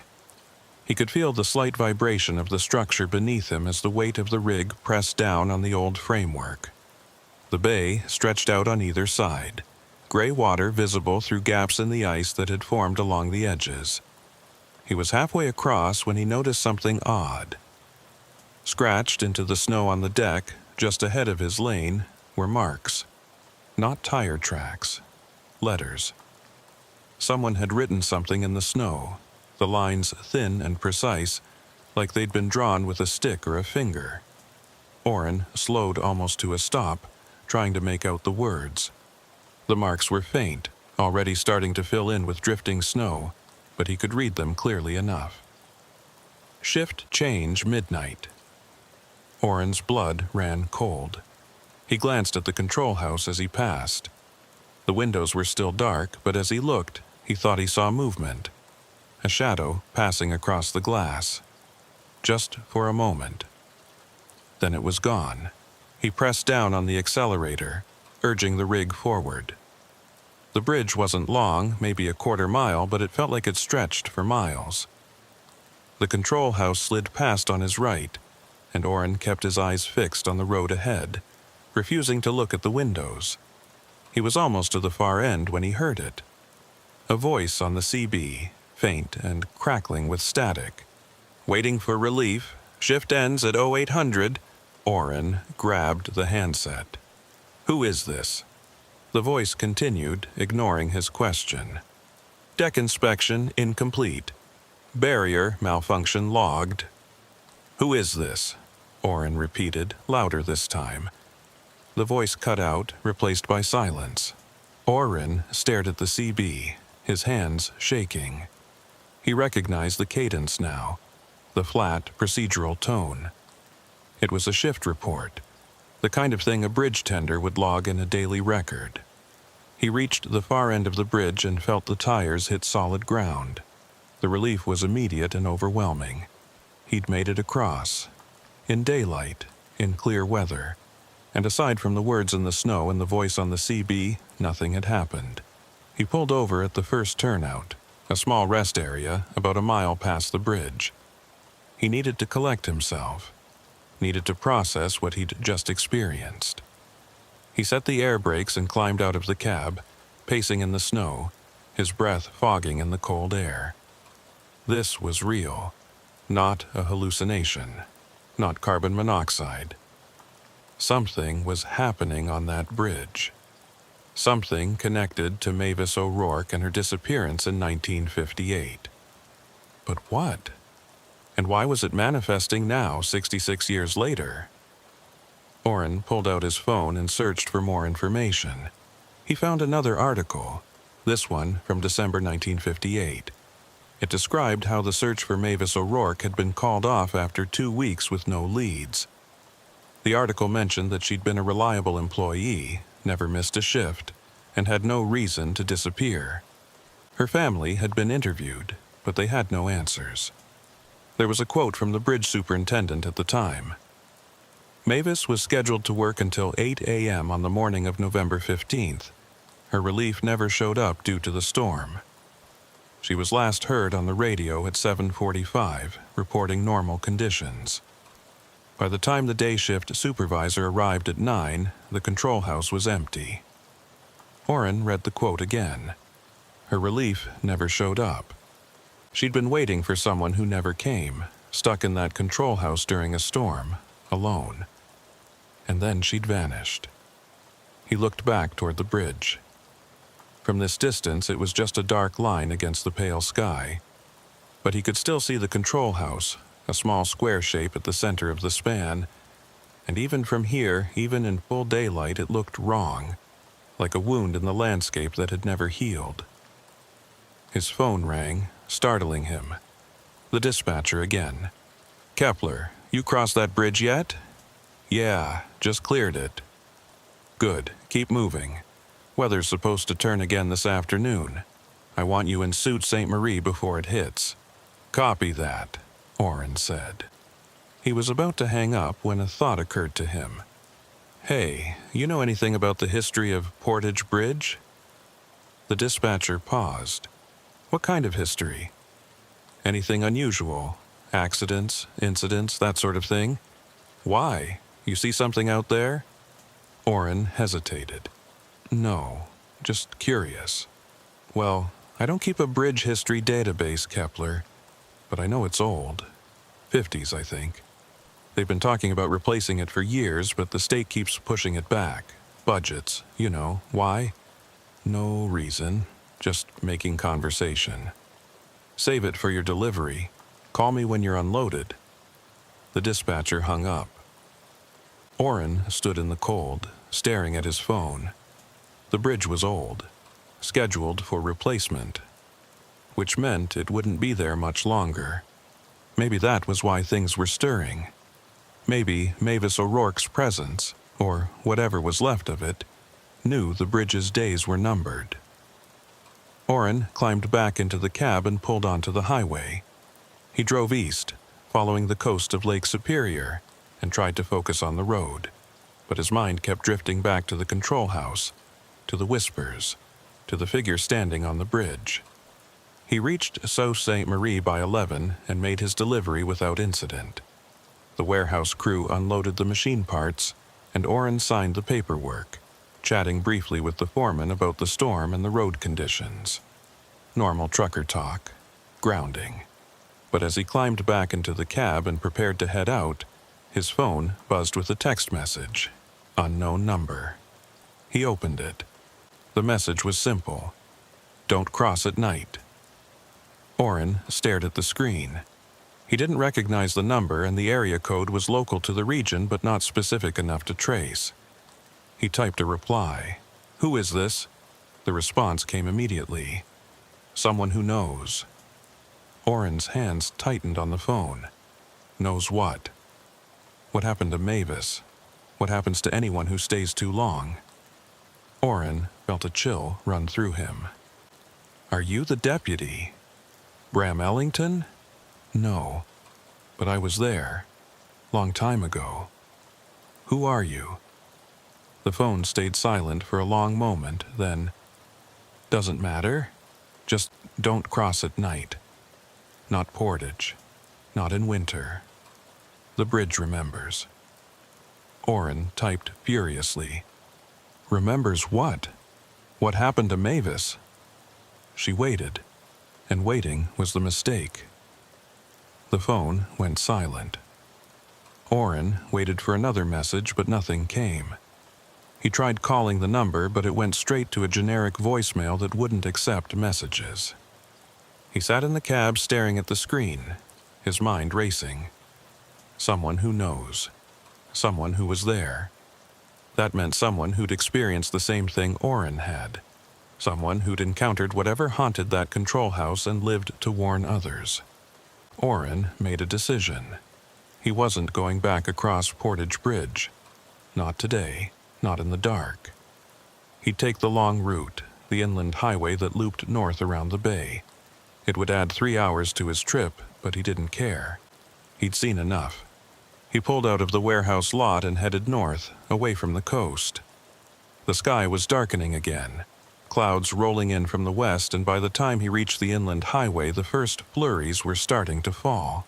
He drove through the afternoon and into the evening, the snow getting heavier as the new storm system moved in. But the road was well maintained, and traffic was light. He made steady progress, and by 7 o'clock he was past the bay and heading back toward the coast. He was 50 miles west of Portage Bridge when his phone rang. Unknown number. The same one that had texted him earlier. Orrin answered immediately. Hello? A voice. Old and tired, male. You took the long route. Good. Who is this? Orrin demanded. Name's not important. What's important is you listened. Most don't. You know what's happening at that bridge. Tell me. The voice sighed, a long, weary sound. I was a trucker. Like you. Crossed Portage on a November night in 1987. Storm rolled in. Bridge barriers went down, and I got stuck waiting. I went to the control house to see what was happening. Found the tender there. Woman named... Hell, I can't remember her name now. But she was standing at the controls, not moving. Just like that deputy you saw. Mavis O'Rourke, Orrin said quietly. That's it. Yeah, Mavis. I tried to help her, but when I touched her shoulder, she turned around and looked at me, and I knew. I knew she wasn't alive, hadn't been for a long time. What did you do? Ran. Got in my rig and drove. Didn't stop until I hit Wisconsin. Sold the rig a month later, quit trucking, and never went back. But I kept tabs on that bridge. Every few years, someone reports something strange. Barriers going down on their own. Voices on the CB. Figures standing on the deck. Always in winter. Always when there's a storm. Why? Orrin asked. Why does it keep happening? Because she's still waiting. Mavis. Still working that shift. Waiting for relief that never came. And the bridge, it's like it recorded her. Trapped her in that moment. And every time conditions match that night in '58, storm, cold, isolation, it plays back like a loop. Orrin felt his chest tighten. So she's, what, a ghost? Call it what you want. Ghost, echo, residual energy. Doesn't matter. What matters is she's stuck. And if you stay too long, if you try to interact with her, you get stuck too. Not physically, but mentally. You become part of the loop. I've heard of people who crossed at night and never recovered. They kept talking about shift changes and barrier malfunctions, like they couldn't break free from it. The deputy, Orrin said. Bram Ellington, is he? Probably fine. If you pulled him out quick enough. But he'll remember. And it'll haunt him. Orrin looked out at the dark highway, the snow swirling in his headlights. Why are you telling me this? Because you listened. Because you turned back. Most people don't. Most people think they can handle it, or they don't believe what they're seeing. But you trusted your instincts, and that's rare. Is there anything that can be done? For Mavis? The voice was quiet for a long moment. I don't know. Maybe when they tear down the bridge, she'll be released. Or maybe she'll just move somewhere else. All I know is that bridge is dangerous, and people need to stay away from it after dark. I won't go back, Orrin said. Good. And if you know any other drivers who use that route, warn them. Tell them to take the inland road at night. It could save their life. Or their mind. The line went dead. Orrin lowered the phone and stared at the highway ahead. The snow was falling harder now, and the wipers struggled to keep up. But he felt strangely calm. He had answers, or at least enough of them to understand what he'd encountered. Mavis O'Rourke was still on that bridge, still working her shift, still waiting for someone to relieve her. And, until that bridge came down, she'd be there every winter, every storm, replaying the same night over and over. Orrin drove on through the snow, putting more distance between himself and Portage Bridge.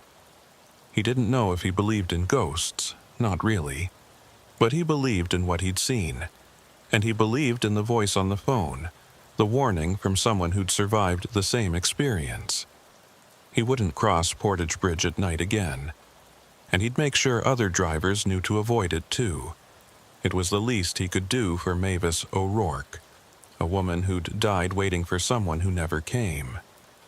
The storm followed him west, but Orrin didn't mind. He had warmth, light, and the steady hum of the engine. And most importantly, he had distance. Distance from that bridge and the lonely figure trapped within its control house. As midnight approached, Orrin pulled into a truck stop and parked for the night. He climbed into the sleeper, pulled the curtains closed, and tried to rest. But before he closed his eyes, he looked at his phone one last time. The unknown number had sent one final message. Thank you for listening. Not many do. Be safe out there. Orrin typed a reply. You too, and thank you. He didn't know if the message would be read, or if the person on the other end would ever contact him again. But it didn't matter. What mattered was that he'd survived, and he'd learned something important. Some bridges aren't just structures. Some bridges are monuments to the people who died there. And Portage Bridge was Mavis O'Rourke's monument. A cold, lonely place where she'd wait forever unless someone found a way to set her free. Orrin closed his eyes and let sleep take him. And for the first time since encountering that bridge, he didn't dream of control houses or figures in the snow. He dreamed of dawn and open roads and the promise of home. 3 weeks passed before Orrin had to drive through the Lake Superior region again. He'd taken jobs that kept him south and west, hauling freight through Wisconsin and Minnesota, but always avoiding the coastal routes. The dispatcher had noticed. She'd called him twice asking why he kept requesting alternative assignments, and Orrin had given vague answers about preferring inland highways during winter months. She hadn't pressed the issue, but he could hear the skepticism in her voice. The truth was, he couldn't stop thinking about Portage Bridge. About Mavis O'Rourke standing in that control house, trapped in an endless loop of waiting. About the deputy's blank expression and the figure on the bridge pointing at him through the snow. And most of all, about the anonymous caller's warning. If you stay too long, you become part of the loop. Orrin had done more research in those 3 weeks. He'd found old county records online, news archives, even a few forum posts from other truckers who'd had strange experiences at Portage Bridge. The stories were remarkably consistent. Barriers going down without explanation. Voices on CB radios reporting shift changes and mechanical problems. Figures standing on the bridge deck in vintage work clothes. All of it happening in winter, during storms, late at night. One post had particularly caught his attention. It was from a user named Lake Hauler 73, posted 6 years ago. Crossed Portage at 2 a.m. during a blizzard. Barriers were down, but deck was clear. Went to control house to check. Found it empty, but heard someone moving around upstairs. Building only has 1 floor. Got out of there fast. Anyone else experience this? The replies were a mix of skepticism and confirmation. Some people dismissed it as paranoia or fatigue. Others shared similar stories, dating back to the early 2000s, the 90s, even the 80s. Always the same bridge. Always winter. Always at night. Orrin had saved the forum thread and read it multiple times, looking for patterns. He noticed that encounters seemed to increase in November, around the anniversary of Mavis O'Rourke's disappearance, and they always involved people who stopped at the bridge for an extended period. Quick crossings, even at night, rarely resulted in anything more than a feeling of unease. But anyone who lingered, who tried to investigate or wait out a closure, reported much more intense experiences. Now, in mid-December, Orrin had a problem. The company had a contract for a rush delivery to Sault Ste. Marie, and with several drivers out sick with flu, he was the only one available who knew the route. The dispatcher had been clear. This wasn't optional. The client was paying premium rates for overnight delivery, and the company needed someone reliable. Orrin had tried to negotiate. Could he take the inland route and arrive in the morning instead? No, the dispatcher said. The delivery window was 6 to 8 a.m., and the inland route would get him there too late. Could someone else take it? No, everyone else was either already on assignment or lacked the necessary certifications for the cargo, medical equipment that required special handling. So Orrin had accepted the job, knowing exactly what it meant. He'd be driving the coastal route at night, in December, with Portage Bridge directly in his path. His only consolation was that the weather forecast looked clear. No storms predicted, just cold and calm. Maybe, he thought, if conditions didn't match that night in 1958, nothing would happen. Maybe he could cross without incident. He left at 4 p.m., giving himself plenty of buffer time. The rig was loaded with hospital equipment. Imaging machines, surgical tools, monitoring devices, all of it worth more than Oren's annual salary. He'd done the pre-trip inspection twice, checking every strap and seal, making sure nothing could shift in transit. The drive started smoothly. The sun set around 5:30, and Oren continued east into the darkness, his headlights cutting through the night. The roads were clear and dry, the temperature hovering just below freezing. He made good time, stopping once for fuel and a quick bathroom break, then pushing on toward the coast. He reached the Lake Superior shoreline around 8 p.m. The moon was nearly full, casting silver light across the frozen landscape. The lake stretched out to his right, vast and dark, with ice formations along the shore that glittered in the moonlight. It was beautiful in a stark, lonely way, the kind of beauty that reminded you how small and insignificant you were in the face of nature's scale. Oren turned on the CB, keeping the volume low, listening to the scattered chatter of other truckers on the road. Most of it was mundane: weather reports, traffic updates, complaints about dispatchers and tight schedules. Normal, grounding. He let the voices wash over him, a reminder that he wasn't alone out here. At 9:15 he saw the sign, Portage Bridge, 5 miles. His hands tightened on the wheel. This was it. In 5 minutes he'd be approaching the bridge. In daylight he'd crossed it without serious incident, just the words in the snow and the voice on the CB. At night, though, that was when things got dangerous.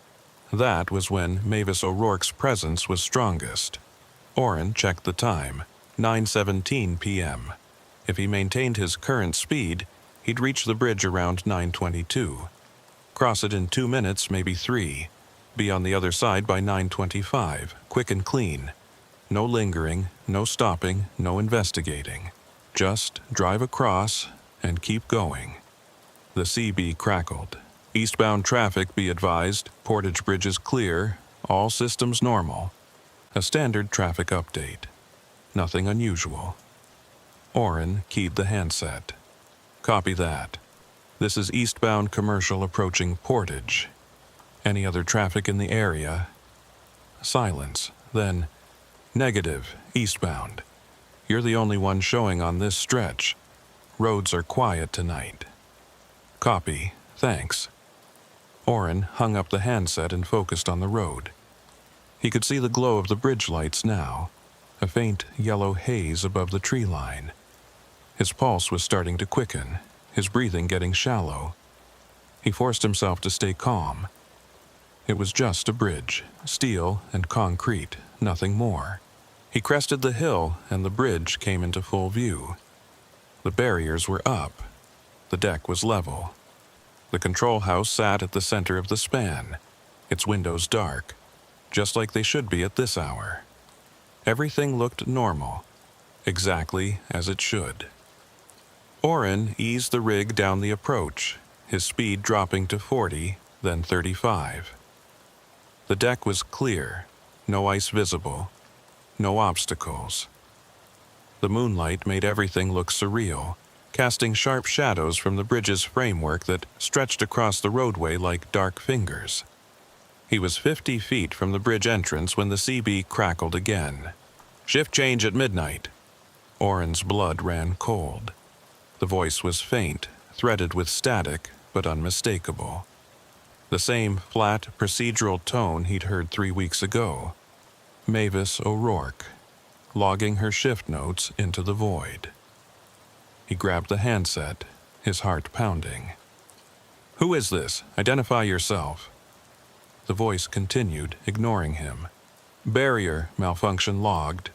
Awaiting maintenance. Deck inspection incomplete. Oren's eyes darted to the control house. The windows were still dark.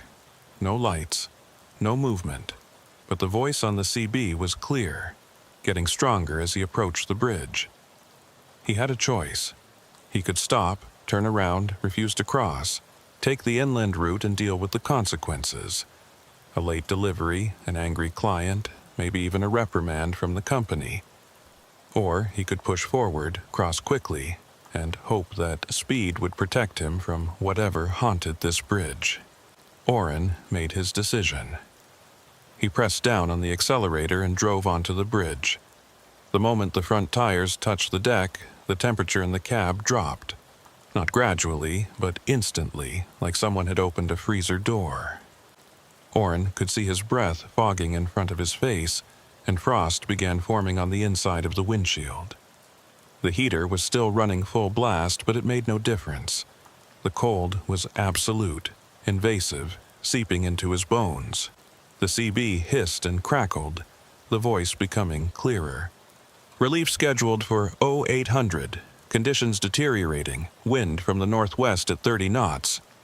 Oren kept his eyes on the road ahead, forcing himself not to look at the control house as he passed. But in his peripheral vision, he could see lights. The windows were glowing now, that same flickering yellow he'd seen before. And through the glass, shadows moved. Multiple figures, pacing back and forth inside the small building. Not real, Oren muttered to himself. Just echoes, not real. The voice on the CB shifted, the tone becoming more urgent. Cannot leave post. Waiting for relief. Procedure requires... Oren was halfway across now. The control house was directly to his right, maybe 20 feet away. He could see the shadows more clearly now, and his stomach twisted. They weren't just pacing. They were gathering at the windows, pressing against the glass, watching his rig pass. And then, impossibly, he heard a knock. 3 sharp raps against the passenger door of his cab. Oren's head snapped to the right. There was nothing there. Just the dark expanse of the bay and the ice-covered water below. But the knock came again. 3 times. Deliberate, insistent. The CB voice fragmented, multiple voices overlapping now. Shift change, midnight, waiting. Relief never came. Cold, so cold, can't leave. Procedure. Oren's hands were shaking on the wheel. He wanted to floor it, race off this bridge at maximum speed, but he forced himself to maintain a steady pace. Sudden acceleration on icy bridge decks was a recipe for disaster. He had to stay calm, stay controlled. 3/4 across now. The far end of the bridge was visible ahead, the solid ground beyond it a promise of safety. Oren focused on that point, on the road that led away from this place, and tried to block out everything else. But then the CB went silent. Complete dead air. And in that silence, Oren heard something else, a voice. Not from the radio, but from inside the cab. A woman's voice, tired and resigned. You shouldn't have come. Oren's breath caught. He looked around the cab, but there was no one there. He was alone. Completely alone. The voice came again, seeming to originate from everywhere and nowhere. I tried to warn you. The barrier should have been down. Mavis, Oren whispered. I can't hold them much longer. The others, they want to show you what happened. They want you to understand. Hold who? Oren asked, his voice shaking. What others? The ones who stayed too long. The ones who couldn't leave. They're angry. They don't understand why I keep warning people away. They think if others join us, we won't be so alone. Oren reached the far end of the bridge and felt the tires hit solid ground. The temperature in the cab immediately began to rise. The frost on the windshield started to melt. The voice faded, becoming fainter. Don't come back, Mavis said, her words barely audible now. I can't protect you if you come back. Then she was gone. The cab was warm again, the CB crackling back to life with normal traffic chatter. Orrin pulled over at the first turnout and killed the engine, his entire body shaking. He sat in the darkness trying to process what had just happened. Mavis O'Rourke had spoken to him, not through the CB, not through whispers in a control house, but directly. As if she'd been sitting right next to him in the cab. And she'd said she'd been trying to warn him, trying to protect him from the others. The others? Orrin thought about the shadows in the control house, the figures on the bridge deck. How many people had gotten trapped there over the years? How many had stopped to investigate, to help, to wait out a storm, and never left? He pulled out his phone, hands still trembling, and called the anonymous number that had warned him before. It rang 4 times, then went to voicemail. Orrin waited for the beep. "This is Orrin Kepler. I just crossed Portage at night. I need to talk to you. I need to understand what's happening there. Call me back. Please."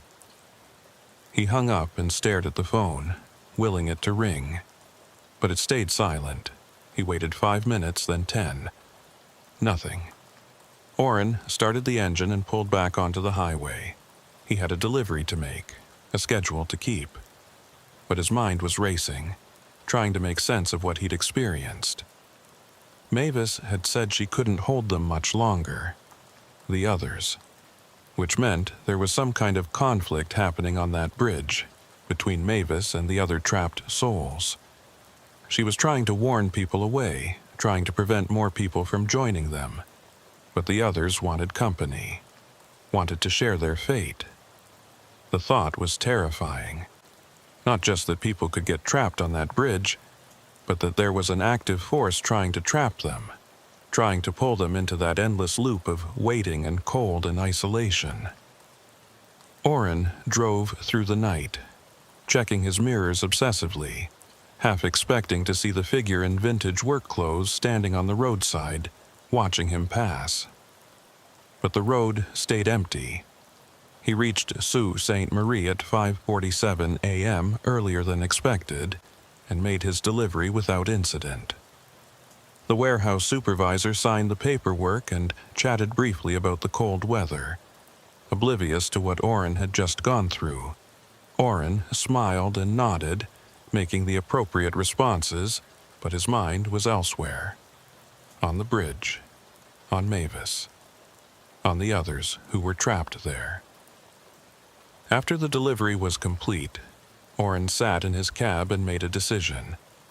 He needed to know more, needed to understand the full history of that bridge and everyone who'd disappeared there. If Mavis was trapped, if others were trapped with her, maybe there was something that could be done. Maybe there was a way to free them. He spent the day in Sault Ste. Marie, catching a few hours of sleep in a motel, then visiting the local library when it opened at noon. The librarian, an elderly woman with sharp eyes and a kind smile, directed him to the local history section. Orrin started with newspaper archives, searching for anything related to Portage Bridge. He found the article about Mavis O'Rourke's disappearance, which he'd already read online. But he also found others, older ones. In 1963, 5 years after Mavis vanished, a maintenance worker named Gerald Thorne had disappeared while inspecting the bridge during a winter storm. His tools were found on the deck, but he was never seen again. In 1979, a stranded motorist named Helen Voss had abandoned her broken-down car near the bridge approach. She'd been seen walking toward the control house, presumably seeking help. She was never found, and her car remained at the turnout for weeks before being towed. In '91, a bridge tender named Frank Desmond had reported strange occurrences during his night shifts. Voices on the radio, shadows in the control house, mechanical malfunctions that couldn't be explained. He'd quit after 3 weeks. 6 months later, he'd returned to the bridge one night, telling his family he needed to check something. He never came home. His truck was found parked at the bridge approach the next morning. The pattern was clear. Every few years, someone disappeared near Portage Bridge. Always in winter. Always at night. Always during or after a storm. And the bridge's reputation had grown slowly, passed through local folklore and trucker networks. A place to avoid after dark. Orrin printed out the articles and added them to his research folder. As he was leaving the library, his phone rang. The anonymous number, he answered immediately. "Hello? You crossed it." The voice was the same as before. Old, tired, male. But this time there was something else in it. Fear. "Yeah, last night. And Mavis spoke to me inside my cab." A long pause. She's never done that before. At least, not that I've heard. That means things are getting worse. She said she couldn't hold the others much longer. That they want to trap more people. "Jesus," the man muttered. "I was afraid of this. The bridge is dying. They're planning to demolish it next spring, replace it with a modern span. The trapped souls know it, and they're getting desperate." Desperate how? They're afraid that when the bridge comes down, they'll be scattered, lost. So they're trying to anchor themselves by adding more people to the loop. More souls trapped means more weight, more presence. Harder to dislodge when the structure collapses. Orrin felt sick. So, what do we do? How do we stop it? I don't know if we can. I've been thinking about this for 30 years, ever since I encountered Mavis. I've read everything I could find about hauntings, residual energy, all that paranormal stuff. And the consensus seems to be that spirits tied to physical locations can only be freed when the location is destroyed, or when whatever's keeping them there is resolved. So, demolishing the bridge might actually free them. Maybe. Or it might trap them permanently. There's no way to know.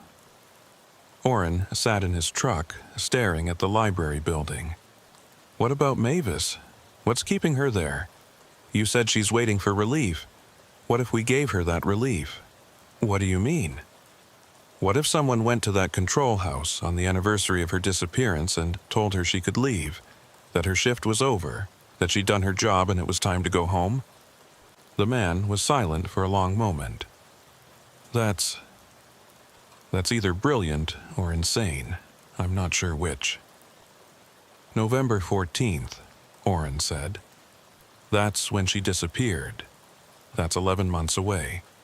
You're talking about going back there, at night, during a storm, on the exact date when the bridge is most active. That's suicide. Maybe. But what if it works? What if all she needs is permission to leave? Someone to tell her it's okay that she's not abandoning her post? And the others? Gerald Thorne, Helen Voss, Frank Desmond, all the rest? What about them? Orrin hadn't thought of that. I don't know. Maybe if Mavis leaves, they can too. Maybe she's the anchor holding them all there. Or maybe they'll be so angry that someone's trying to take her away that they'll kill you before you can finish. You saw how they reacted to you just passing through. Imagine what they'd do if you actually tried to interfere. Orrin rubbed his face. The man was right. It was dangerous, possibly fatal. But the alternative was doing nothing, letting the bridge be demolished with all those souls still trapped inside, desperate and afraid. I need to think about this, Orrin said finally. But thank you for warning me, for calling back. I know you're risking something by helping me. Just be careful, the man said. I've lived with the memory of that night for 30 years. I don't want to add you to the list of people who disappeared at Portage Bridge. He hung up. Orrin sat in the truck stop parking lot as the sun set, watching the sky turn from blue to orange to deep purple. He had 11 months to decide, 11 months to prepare, and if he chose to go through with it, 11 months to figure out how to free a woman who'd been waiting for relief for 67 years. The road stretched out ahead of him, dark and uncertain. But Orrin knew one thing for certain. He couldn't just walk away from this. couldn't just avoid the bridge and pretend he didn't know what was happening there. Mavis O'Rourke had tried to protect him, had warned him away even while the others tried to trap him. She deserved better than to spend eternity trapped in that control house, endlessly waiting for a shift change that would never come. And if there was a chance, even a small one, that Orrin could help her, he had to try. He started the engine and pulled out of the parking lot, heading west toward home. The road was long and dark, but for the first time in weeks, Orrin felt something other than fear. He felt purpose. The months crawled by with agonizing slowness. Orrin continued hauling freight across the Midwest, but he avoided the Lake Superior routes entirely now. Every job he took, every mile he drove, his mind was working on the problem of Portage Bridge. He read everything he could find about hauntings, residual energy, and spirits tied to locations. Most of it was speculation and folklore, but certain themes kept appearing: unfinished business, strong emotional attachments, traumatic deaths, and the power of ritual and intention. By March, Orrin had developed a plan. He'd returned to Portage Bridge on November 14th, the anniversary of Mavis O'Rourke's disappearance. He'd wait until conditions matched that night in 1958 as closely as possible. Late evening, cold, preferably during a storm. Then he'd go to the control house and speak to Mavis directly, giving her permission to leave her post, to abandon the shift that had trapped her for nearly 7 decades. But he wouldn't go alone. The anonymous caller, who'd eventually identified himself as Raymond, a retired trucker living in Wisconsin, had agreed to help. They'd spoken on the phone a dozen times over the spring and summer, comparing notes, refining the approach. Raymond was convinced that Orrin's plan had merit, but he was also terrified of what might happen if the other trapped souls interfered. "You need to understand something," Raymond had said during one of their calls. "Mavis is the strongest presence on that bridge because she was the first. She's been there the longest and her attachment is the deepest. But the others, Gerald, Helen, Frank, and whoever else is trapped there, they're desperate. They've been isolated for years, some for decades. If they think you're trying to take Mavis away from them, they'll fight back." "How?" Orrin had asked. "What can they actually do?" "I don't know exactly. But Frank Desmond went back to that bridge voluntarily, remember? He quit his job because of what he experienced there, but something pulled him back. Something convinced him to return, and he never left. That tells me they have some kind of influence, some way of manipulating people's thoughts or decisions." The thought had haunted Orrin. What if he got to the bridge and found himself unable to leave? What if the voices and the cold and the overwhelming sense of isolation convinced him to stay, to join them in their endless vigil? By October, Orrin had made his preparations. He'd filed for a week of personal time starting November 13th. He'd stocked his rig with supplies: extra food, water, blankets, a portable heater, flares, and a satellite phone with GPS tracking. He'd written letters to his sister and his ex-wife, sealed them, and left them with Raymond with instructions to mail them if he didn't return by November 16th. He'd also done something else. He'd tracked down Mavis O'Rourke's family. It hadn't been easy. Most of her immediate relatives were dead, and those who remained had scattered across the country. But he'd finally located a nephew, Thomas O'Rourke, living in a nursing home in Green Bay. Thomas was 91 years old, his memory fading, but he remembered his Aunt Mavis clearly. She was kind, Thomas had told Orrin during their phone conversation. Responsible. She took that job seriously, you know. Bridge tender wasn't glamorous work, but she treated it like it mattered. She'd tell us stories about the ships that came through, the crews she'd talked to on the radio. She loved that bridge. "Do you know what happened to her?" Orrin had asked gently. "No, nobody does. The police investigated, but there was nothing. No body, no evidence.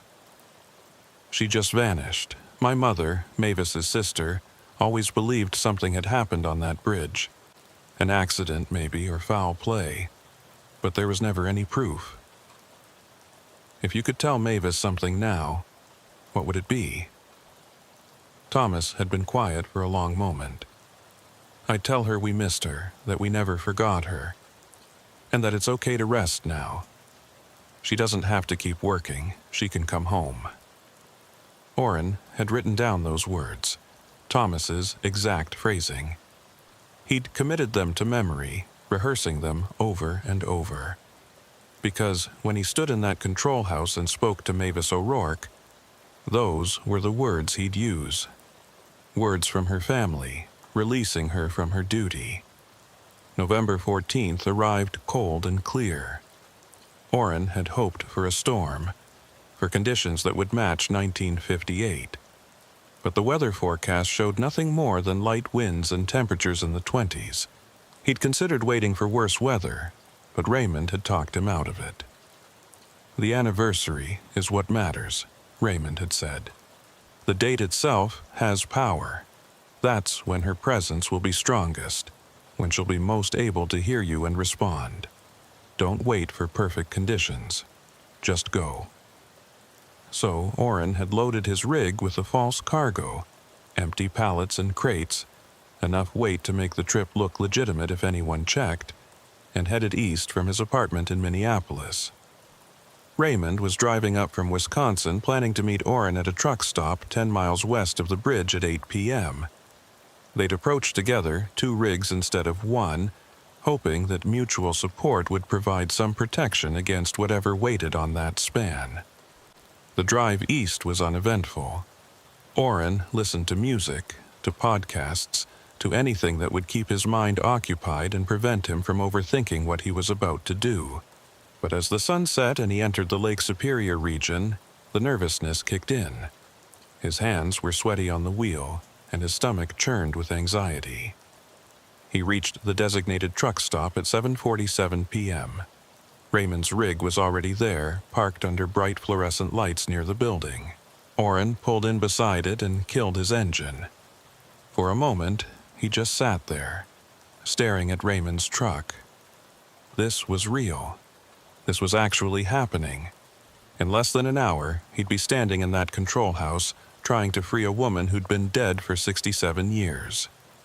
He climbed out of his cab and walked over to Raymond's rig. The older man was already stepping down, moving slowly and stiffly. He was in his 70s now, gray-haired and weathered, but his eyes were sharp and alert. "You ready for this?" Raymond asked. "No," Orrin admitted. "But I don't think I'll ever be ready, so we might as well go." Raymond nodded.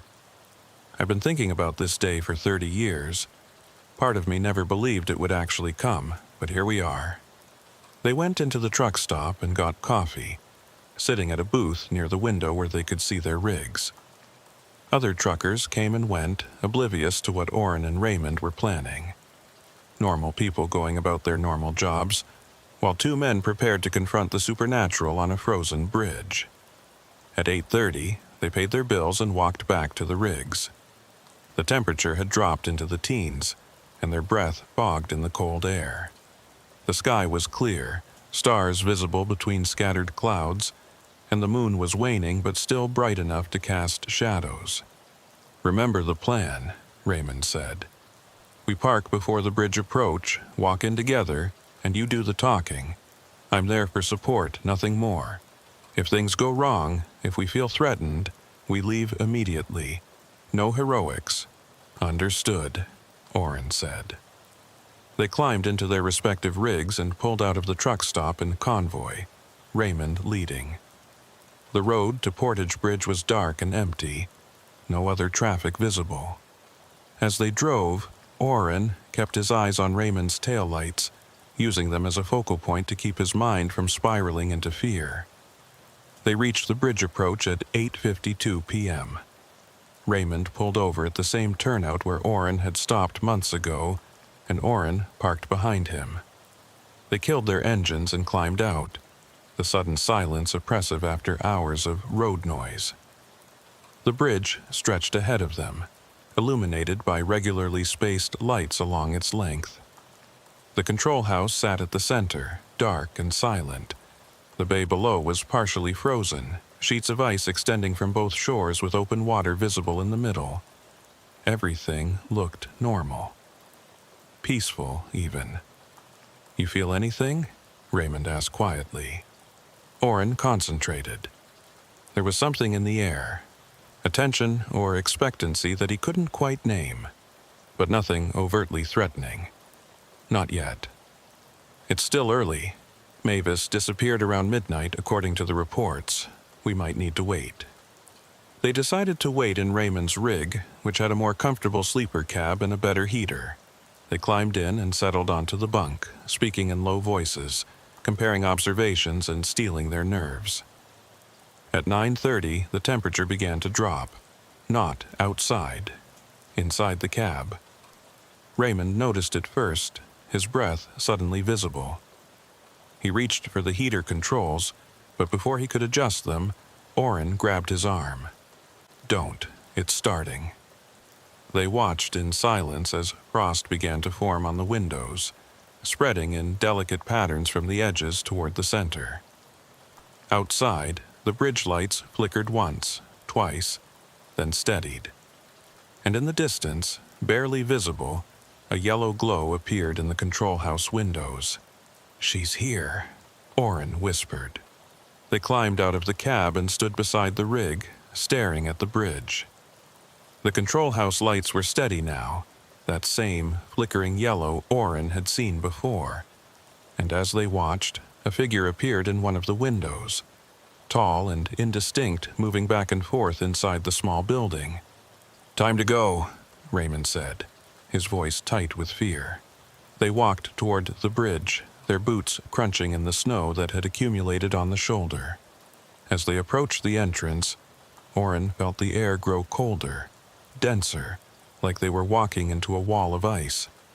His lungs ached with each breath, and his exposed skin burned from the cold. The CB in Raymond's rig crackled to life behind them, the sound carrying clearly in the still air. "Shift change at midnight, waiting for relief, deck inspection incomplete," Mavis's voice repeating her logs. Oren forced himself to keep walking. They stepped onto the bridge deck, and immediately the world changed. The modern highway lights dimmed, their illumination seeming to recede, and in their place, older lights appeared.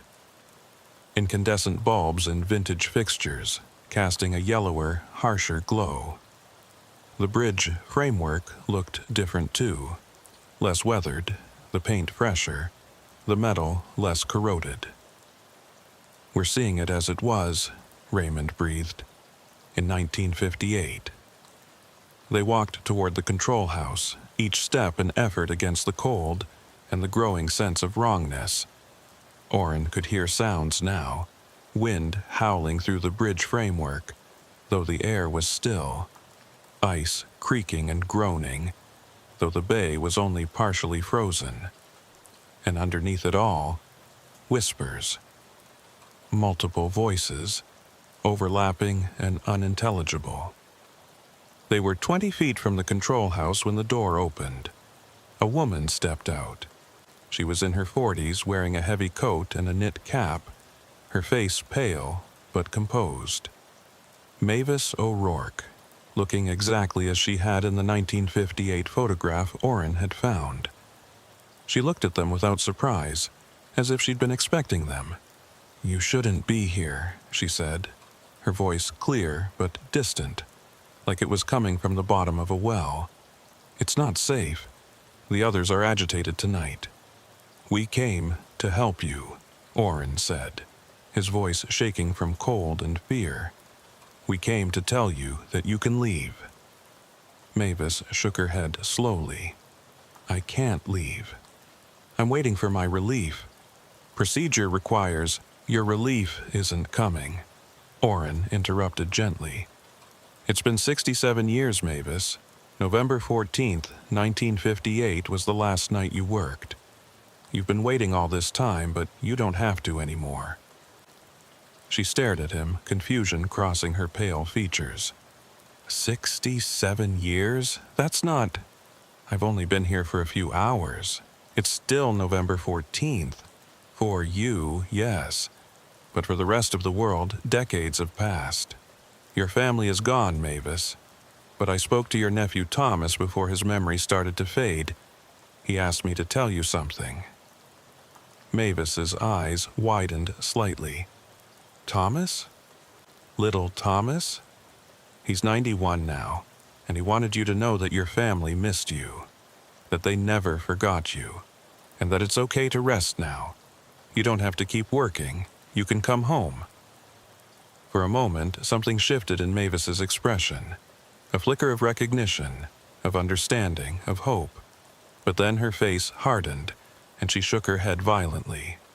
No, I can't. If I leave, who will operate the bridge? Who will manage the shifts? The procedure is clear. The bridge doesn't need you anymore, Raymond said, speaking for the first time. I'm sorry, Mavis, but you died that night.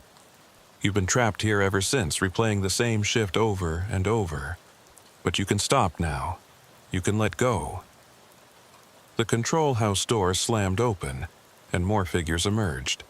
3 of them, 2 men and a woman, all wearing clothing from different eras. Orrin recognized them from his research. Gerald Thorne in his maintenance coveralls from the 60s. Helen Voss in her 70s-era parka, and Frank Desmond in a 90s-style bridge tender uniform. They moved to stand behind Mavis, their faces expressionless, their eyes glassy and unfocused. But there was hostility in their postures, a clear message. Leave her alone. You can't have her, Gerald said, his voice flat and mechanical. She's ours. We need her. She's the only thing keeping us together, Helen added. If she leaves, we'll scatter. We'll be alone. You're already alone, Orrin said, trying to keep his voice steady. All of you are trapped in your own moments, your own traumas. Mavis is trapped waiting for relief. Gerald, you're trapped in whatever happened during your inspection. Helen, Frank, the same. You're not really together. You're just haunting the same space. Shut up, Frank snarled, his face twisting with anger. You don't know what it's like, the cold, the silence, the endless waiting.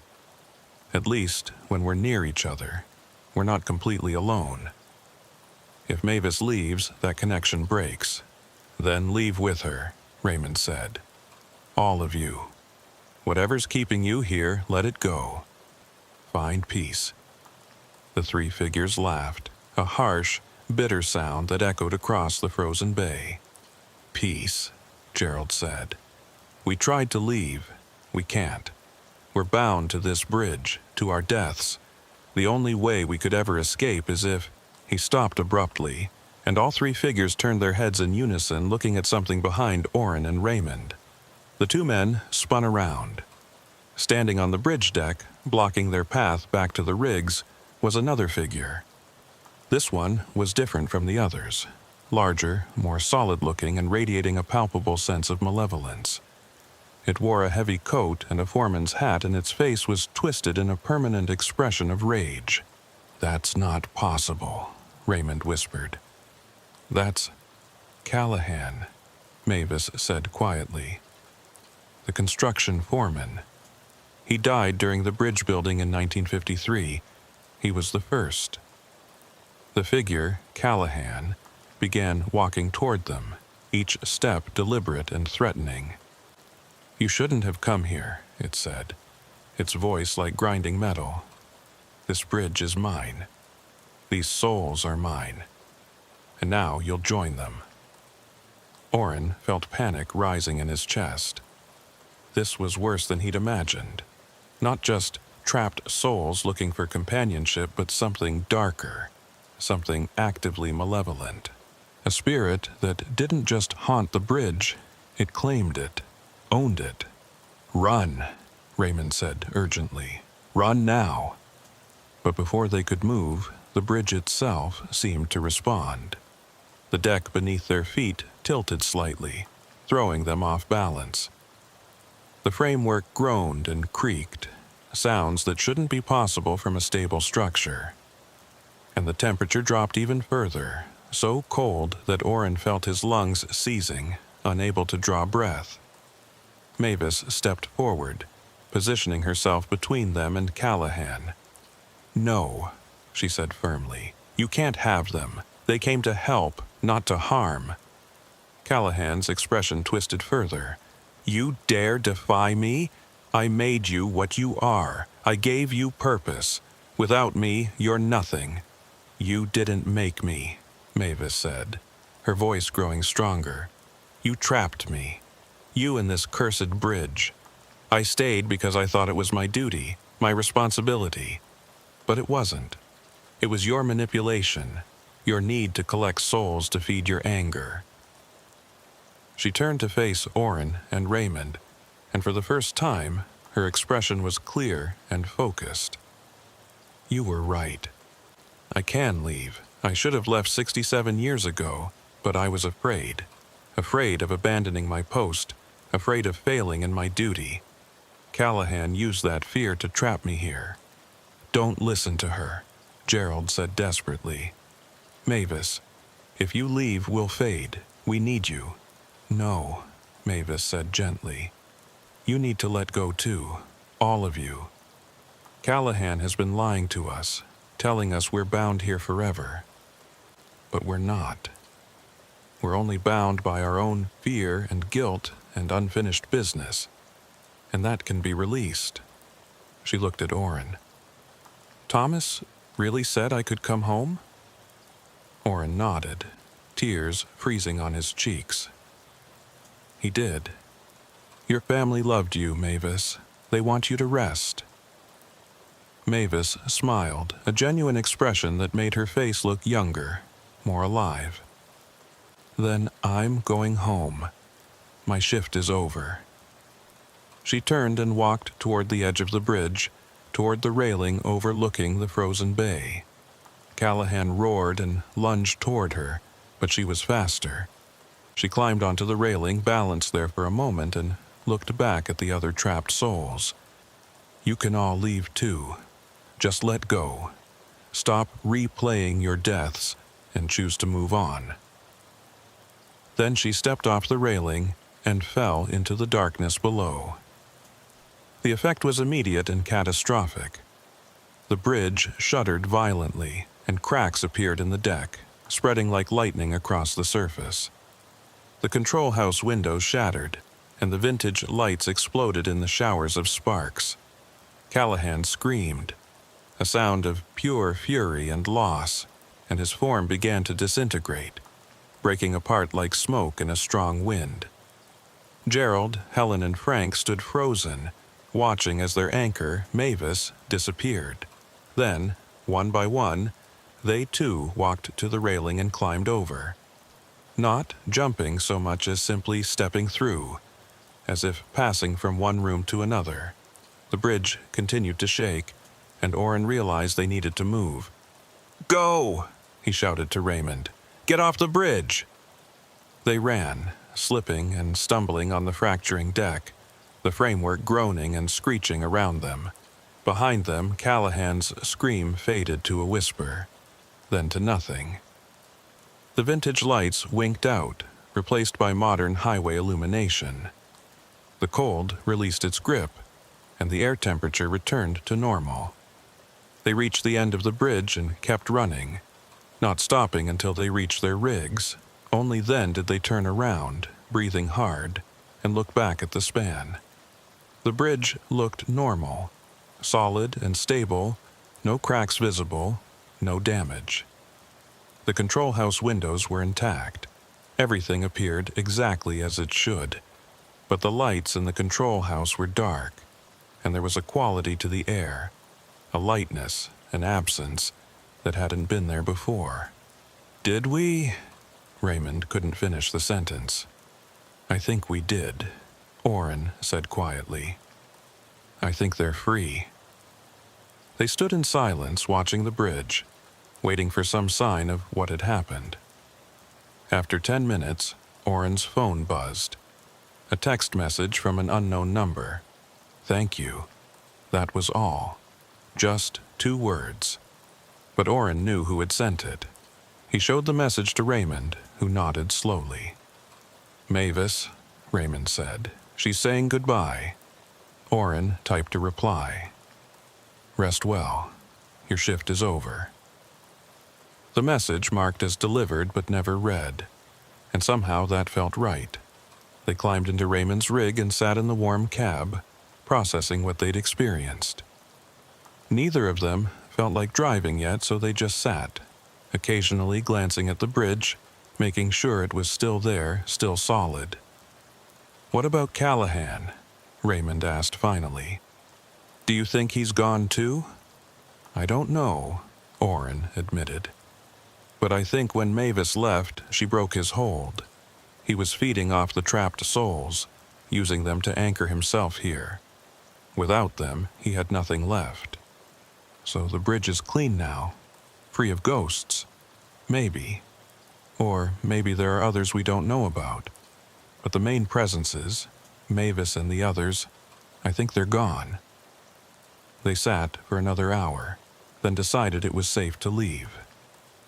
Raymond started his engine and pulled onto the highway, heading west toward Wisconsin.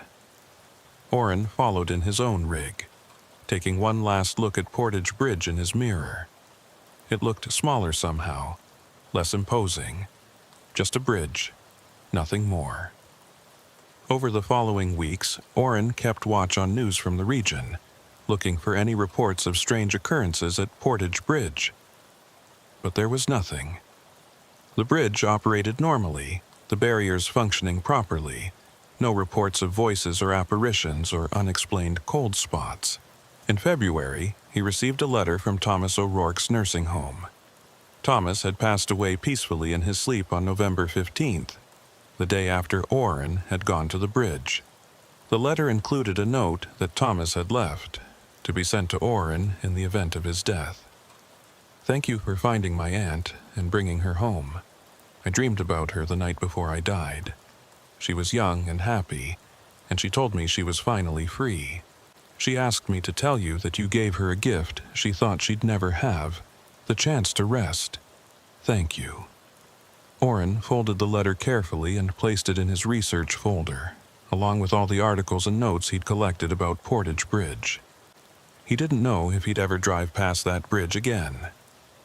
The state had announced that demolition was still scheduled for spring, and the new span would be operational by summer.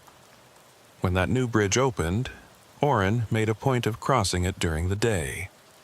The structure was modern and efficient, all concrete and steel, with digital controls and automated barriers. No control house, no bridge tender, just sensors and computers managing the lift mechanism. As he drove across, Orrin looked down at the water below. The old bridge pilings were still visible, dark shapes beneath the surface. But there was no sense of presence, no feeling of being watched. Just water and ice, and the normal natural cold of a northern winter.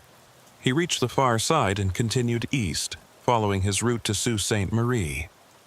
The road stretched ahead, familiar and routine. And for the first time in a year, Orrin felt at peace. Mavis O'Rourke was home. Her endless shift was over.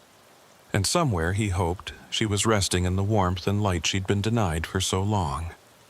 The bridge was just a bridge now, and that was exactly how it should be. The suspension bridge over the Red River looked like it was made of glass. That's what Deacon Hollis thought as he approached it just past midnight, his headlights catching the ice-covered roadway and turning it into a ribbon of polished obsidian. 23 years of trucking, and he'd never seen black ice quite like this. The bridge deck gleamed under the moonlight, smooth and reflective, almost beautiful in its treachery. Deacon had left Fargo 6 hours earlier with a load of agricultural equipment bound for a farm co-op outside Oklahoma City. The overnight route would put him there by dawn if he kept moving, and the pay was good enough that he'd volunteered for the run despite the weather forecast. Light freezing rain, they'd said. Nothing he couldn't handle. But this wasn't light. This was a sheet of ice thick enough to see his own distorted reflection in the roadway as his rig crawled forward at 20 miles per hour. The suspension cables rose on either side like frozen spider silk, and the river below was invisible in the darkness. A void that seemed to swallow sound and light equally. Deacon was halfway across when he saw the other truck. It was ahead of him, maybe 300 feet, a big rig identical to his own in almost every way. Same model year, same color scheme, even the same style of trailer. It sat motionless in the right lane, hazard lights flashing in a slow hypnotic rhythm. No damage visible. No reason for it to be stopped in the middle of a bridge. Deacon keyed his CB. Eastbound truck on the Red River Bridge. You need assistance. Static. He tried again. This is westbound commercial approaching your position. Everything okay up there? Nothing, just the hiss of dead air. Deacon frowned and slowed further, bringing his rig down to 15 miles per hour. The ice made maneuvering treacherous, and he didn't want to risk sliding into the stopped vehicle. As he got closer, he could see more details. The truck's engine was running. He could see exhaust vapor rising from the stack, but there was no one in the cab. The driver's door was closed, windows dark. Deacon pulled up alongside, leaving plenty of space between the rigs, and set his air brakes. He grabbed his flashlight and climbed down carefully, his boots finding minimal purchase on the icy deck. The cold hit him immediately, a sharp wind blowing across the open expanse of the bridge that cut through his jacket like it wasn't there. He walked over to the other truck, his flashlight beam sweeping across the cab. Empty, definitely empty. But the keys were in the ignition, the engine idling smoothly, and a coffee cup sat in the holder, steam still rising from it. Fresh, very fresh. "Hello," Deacon called out, his voice swallowed by the wind. "Driver, you out here?" No response. He looked around the bridge deck, checking both directions. No footprints in the thin layer of snow and ice that had accumulated on the walkway. No sign that anyone had climbed out of the truck. Just the vehicle itself, running and warm, with no one inside. Deacon felt the first prickle of unease. He'd heard stories about drivers abandoning their rigs in strange circumstances, usually involving mental breakdowns or medical emergencies. But there would be signs. Footprints, blood, something. This was just empty. He was about to return to his own rig when he noticed something on the side mirror of the abandoned truck. Scratched into the frost that had formed on the glass were words. Fresh scratches, the ice still loose and powdery around the edges. "Turn back." Deacon's breath caught. He looked around again, more urgently this time, his flashlight cutting through the darkness.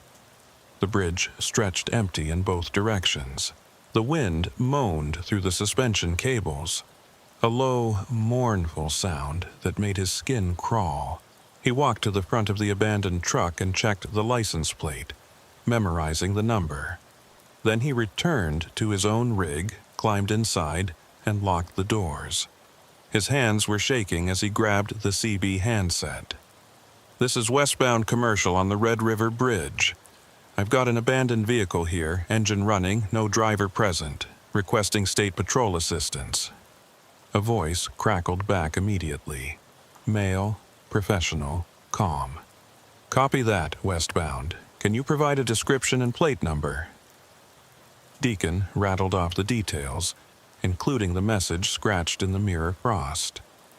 There was a pause on the other end. "Say again on that last part? Message in the frost?" "Affirmative, 2 words. Turn back, looked fresh." Another pause, longer this time. "Westbound, this is State Trooper Vance Quill. I'm about 15 minutes from your location. Can you safely remain in your vehicle until I arrive?" "Yeah, I can wait, but there's something off about this whole situation." "Understood. Stay in your cab, keep your doors locked, and maintain radio contact. I'm en route." Deacon set the handset down and stared at the abandoned truck through his windshield. The hazard lights continued their slow flash, painting the ice-covered deck in amber pulses. And now that he was sitting still, looking more carefully, he noticed something else. There were marks on the ice. Not footprints, but drag marks. Long, parallel scratches in the black ice, leading from the abandoned truck toward the edge of the bridge, toward the railing. Deacon's stomach twisted. He climbed out again, moving carefully across the ice, and followed the marks with his flashlight. They led straight to the railing, then stopped. He looked over the edge, down into the darkness where the Red River flowed invisibly below. Nothing, just blackness and the sound of water moving under ice. He was backing away from the railing when he heard it. A voice, faint and distant, calling from somewhere on the bridge. "Help! Please!" Deacon spun around, his flashlight beam cutting through the darkness. "Where are you? Call out again!" "Help me! I can't!" The voice was coming from ahead, from the far end of the bridge. Deacon started walking, then stopped. Something about this felt wrong. The voice was too clear, too perfectly audible despite the wind, and it kept repeating the same words, the same cadence, like a recording. He returned to his rig and grabbed the CB. "Trooper Quill, you copy?" "Go ahead, westbound. I'm hearing a voice calling for help from the far end of the bridge. Female voice, but something's not right about it." "Do not investigate," Quill said sharply. "Stay with your vehicle. I'm 10 minutes out." But Deacon couldn't just sit there. If someone was hurt, if they needed help, he had to at least check. He grabbed his heavy coat from the sleeper, pulled it on, and stepped back out into the cold. The voice continued to call, always from ahead, always just out of sight. Deacon walked forward, past the abandoned truck, following the sound. His flashlight beam swept across the bridge deck, illuminating the ice that stretched like dark glass beneath his feet. He was 100 feet past the abandoned truck when he saw the figure. It was standing near the center of the bridge, silhouetted against the ambient light from the far shore. Tall and thin, wearing what looked like a long coat. It wasn't moving, just standing there, facing him. "Hey!" Deacon called out. "Are you okay? Do you need help?" The figure didn't respond, didn't move at all. Deacon walked closer, his boots slipping slightly on the ice, and that's when he realized something that made his blood freeze. The figure wasn't standing on the bridge deck. It was standing on the railing, balanced perfectly, impossibly, on the narrow metal bar that separated the roadway from the void below. Deacon stopped walking. "Sir? Ma'am? You need to come down from there. It's not safe." The figure turned its head slowly, looking at him. Even from 30 feet away, Deacon could see that something was wrong with its face. Too pale, too smooth, like a mannequin. And then it spoke, and the voice was the same one he'd been following. "Help me. I can't get down. I've been here so long." "How long?" Deacon asked, his voice shaking. He didn't know why he was engaging in conversation with this thing, but words kept coming. "How long have you been up there?" "Since the accident, since the ice, since I couldn't stop." Deacon's mind raced. An accident. Someone who'd crashed on this bridge, maybe gone over the railing. But that didn't explain why this figure was standing on the railing now, perfectly balanced, looking like it hadn't aged a day. Behind him, he heard the sound of an engine approaching. Headlights swept across the bridge, and a state patrol cruiser pulled up near Deacon's rig. A door opened and closed, and footsteps crunched on the ice. "Don't move," a voice called out. Trooper Quill, presumably, though Deacon didn't turn to look. He couldn't take his eyes off the figure on the railing. The trooper approached, flashlight in hand, and stopped beside Deacon. "Jesus," he breathed. "Is that?" You see it too? Deacon asked. Yeah, I see it. They stood in silence for a moment, both staring at the impossible figure balanced on the railing. Then Quill keyed his radio. Dispatch, I'm on scene at the Red River Bridge. I need you to pull any accident reports from this location. Go back 5 years, maybe 10, looking for fatalities. The radio crackled. Copy, stand by. The figure on the railing shifted slightly, its head tilting. Are you going to help me? We want to help, Quill called out, his voice steady and professional. But you need to come down from there first. Can you do that? I tried. I can't. Every time I try, I fall. And then I'm back here again, always back here. Deacon felt a chill that had nothing to do with the temperature. Trooper, I think we need to leave. Right now. But before Quill could respond, his radio crackled again. Trooper Quill, I've got your information. 3 fatalities on the Red River Bridge in the past decade. 2 separate incidents. First was January 2019, single vehicle accident. Driver lost control on black ice and went through the railing. Driver's name was Sarah Klein, age 34. Body recovered 3 days later downstream. Deacon and Quill exchanged a look. Second incident was November 2022. Trucker named Michael Strand stopped to help what he reported as a stranded motorist on the bridge. When backup arrived, they found Strand's truck abandoned, engine running, but no sign of Strand. He was never found.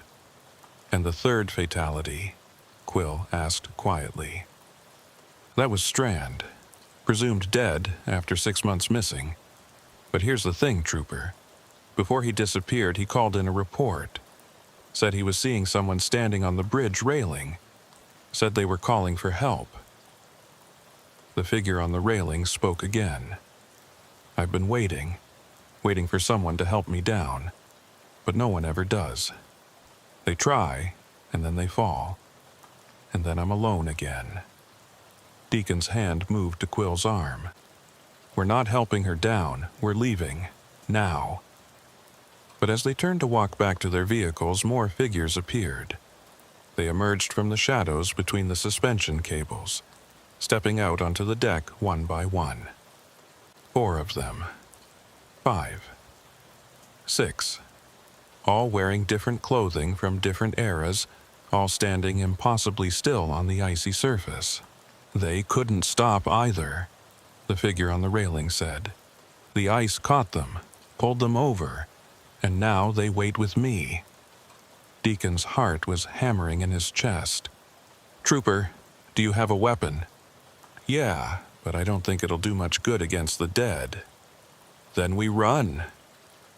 They turned and ran, slipping and sliding on the ice back toward their vehicles. Behind them, Deacon could hear footsteps, slow and measured, following but not rushing, like the figures had all the time in the world. Deacon reached his rig first and yanked open the door. Quill was right behind him, heading for the patrol car. But as Deacon climbed into the cab, he saw something that made his stomach drop. The abandoned truck was gone. The roadway where it had been sitting was empty, just unbroken ice stretching across the bridge. Quill! Deacon shouted. The truck! I know, Quill yelled back. Just drive. Get off this bridge. Deacon didn't need to be told twice. He released the air brakes, shifted into gear, and pressed down on the accelerator as hard as he dared. The tires spun on the ice, then caught, and the rig lurched forward. In his mirror, he could see the figures standing in a line across the bridge deck, watching him leave. And standing in front of them, still balanced on the railing, was the woman who'd called for help. He didn't look back again. He just drove, following the patrol car's flashing lights, both of them racing across the remaining length of the bridge. The suspension cables flashed past like ribs in a skeleton, and then they were off, tires hitting solid asphalt, the bridge receding behind them. Quill pulled over a mile down the road, and Deacon followed. They both climbed out, breathing hard, and stood in the cold night air, staring back at the bridge in the distance. "What the hell was that?" Deacon asked. Quill shook his head. "I don't know, but I'm calling it in. That bridge needs to be closed, at least until we can investigate properly." "It won't matter," Deacon said quietly. "Those things, they're not going anywhere. They're stuck there, on that ice, and they're trying to drag others in to keep them company." Quill looked at him. "You believe that?" "I don't know what I believe anymore. But I know I'm never crossing that bridge again. Not at night, not in winter, not ever." They stood in silence for a moment, watching the distant lights of the bridge. Then Quill's radio crackled. "All units be advised. We're receiving multiple reports of an abandoned vehicle on the Red River Bridge. Caller says it's a semi-truck, engine running, no driver present." Deacon and Quill exchanged a look of horror. "That's impossible," Quill said. "We just left there. There was no truck." But Deacon knew better. He thought about the drag marks on the ice, about the figure on the railing saying it had been waiting so long, about Michael Strand who'd stopped to help and never left. The bridge was collecting people, drawing them in with cries for help, with abandoned vehicles, with anything that would make a decent person stop. And once you stopped, once you tried to help, the ice pulled you in. "We need to warn people," Deacon said. "We need to make sure no one else stops on that bridge." Quill nodded slowly. "I'll call it in. Recommend they post signs, warnings, maybe even close it during ice conditions. And if they don't..." Quill looked at the bridge again, at the lights reflecting off the ice-covered deck. "Then more people are going to disappear. And those figures are going to keep waiting, keep calling, keep trying to fill the loneliness." Deacon climbed back into his rig. His hands were still shaking, and he knew they'd be shaking for a long time. But he had a delivery to make, miles to cover, and a profound desire to be anywhere but here. As he pulled away, he looked in his side mirror one last time. The bridge stretched across the river, dark and gleaming, its ice-covered deck reflecting the moonlight like polished glass. And standing on the railing, barely visible in the distance, was a figure, watching him leave, waiting for the next person who'd be foolish enough to stop. Deacon pressed down on the accelerator and kept driving. He didn't stop until he reached the Oklahoma state line, where he pulled into a 24-hour truck stop and sat in the bright fluorescent light of the parking lot, surrounded by other trucks and other drivers and the comforting normalcy of the road. He called his dispatcher and explained that he'd need to take a different route on the return trip, any route that didn't cross the Red River Bridge. The dispatcher asked why, but Deacon couldn't explain. How do you tell someone that a bridge is haunted? That it collects souls like ice collects on cables? That stopping to help someone might mean you never leave? So he just said the ice was bad, and the dispatcher accepted that, because ice was a reasonable concern. Ice was something normal people understood. But Deacon knew the truth, and he knew that somewhere on that bridge figures were still waiting, still calling for help, still hoping someone would stop. And he knew that as long as that ice remained, as long as winter came to the Red River, they'd keep waiting, patient and cold and eternally hungry for company in their frozen vigil. The bridge remembered everyone who'd fallen, and it wanted more.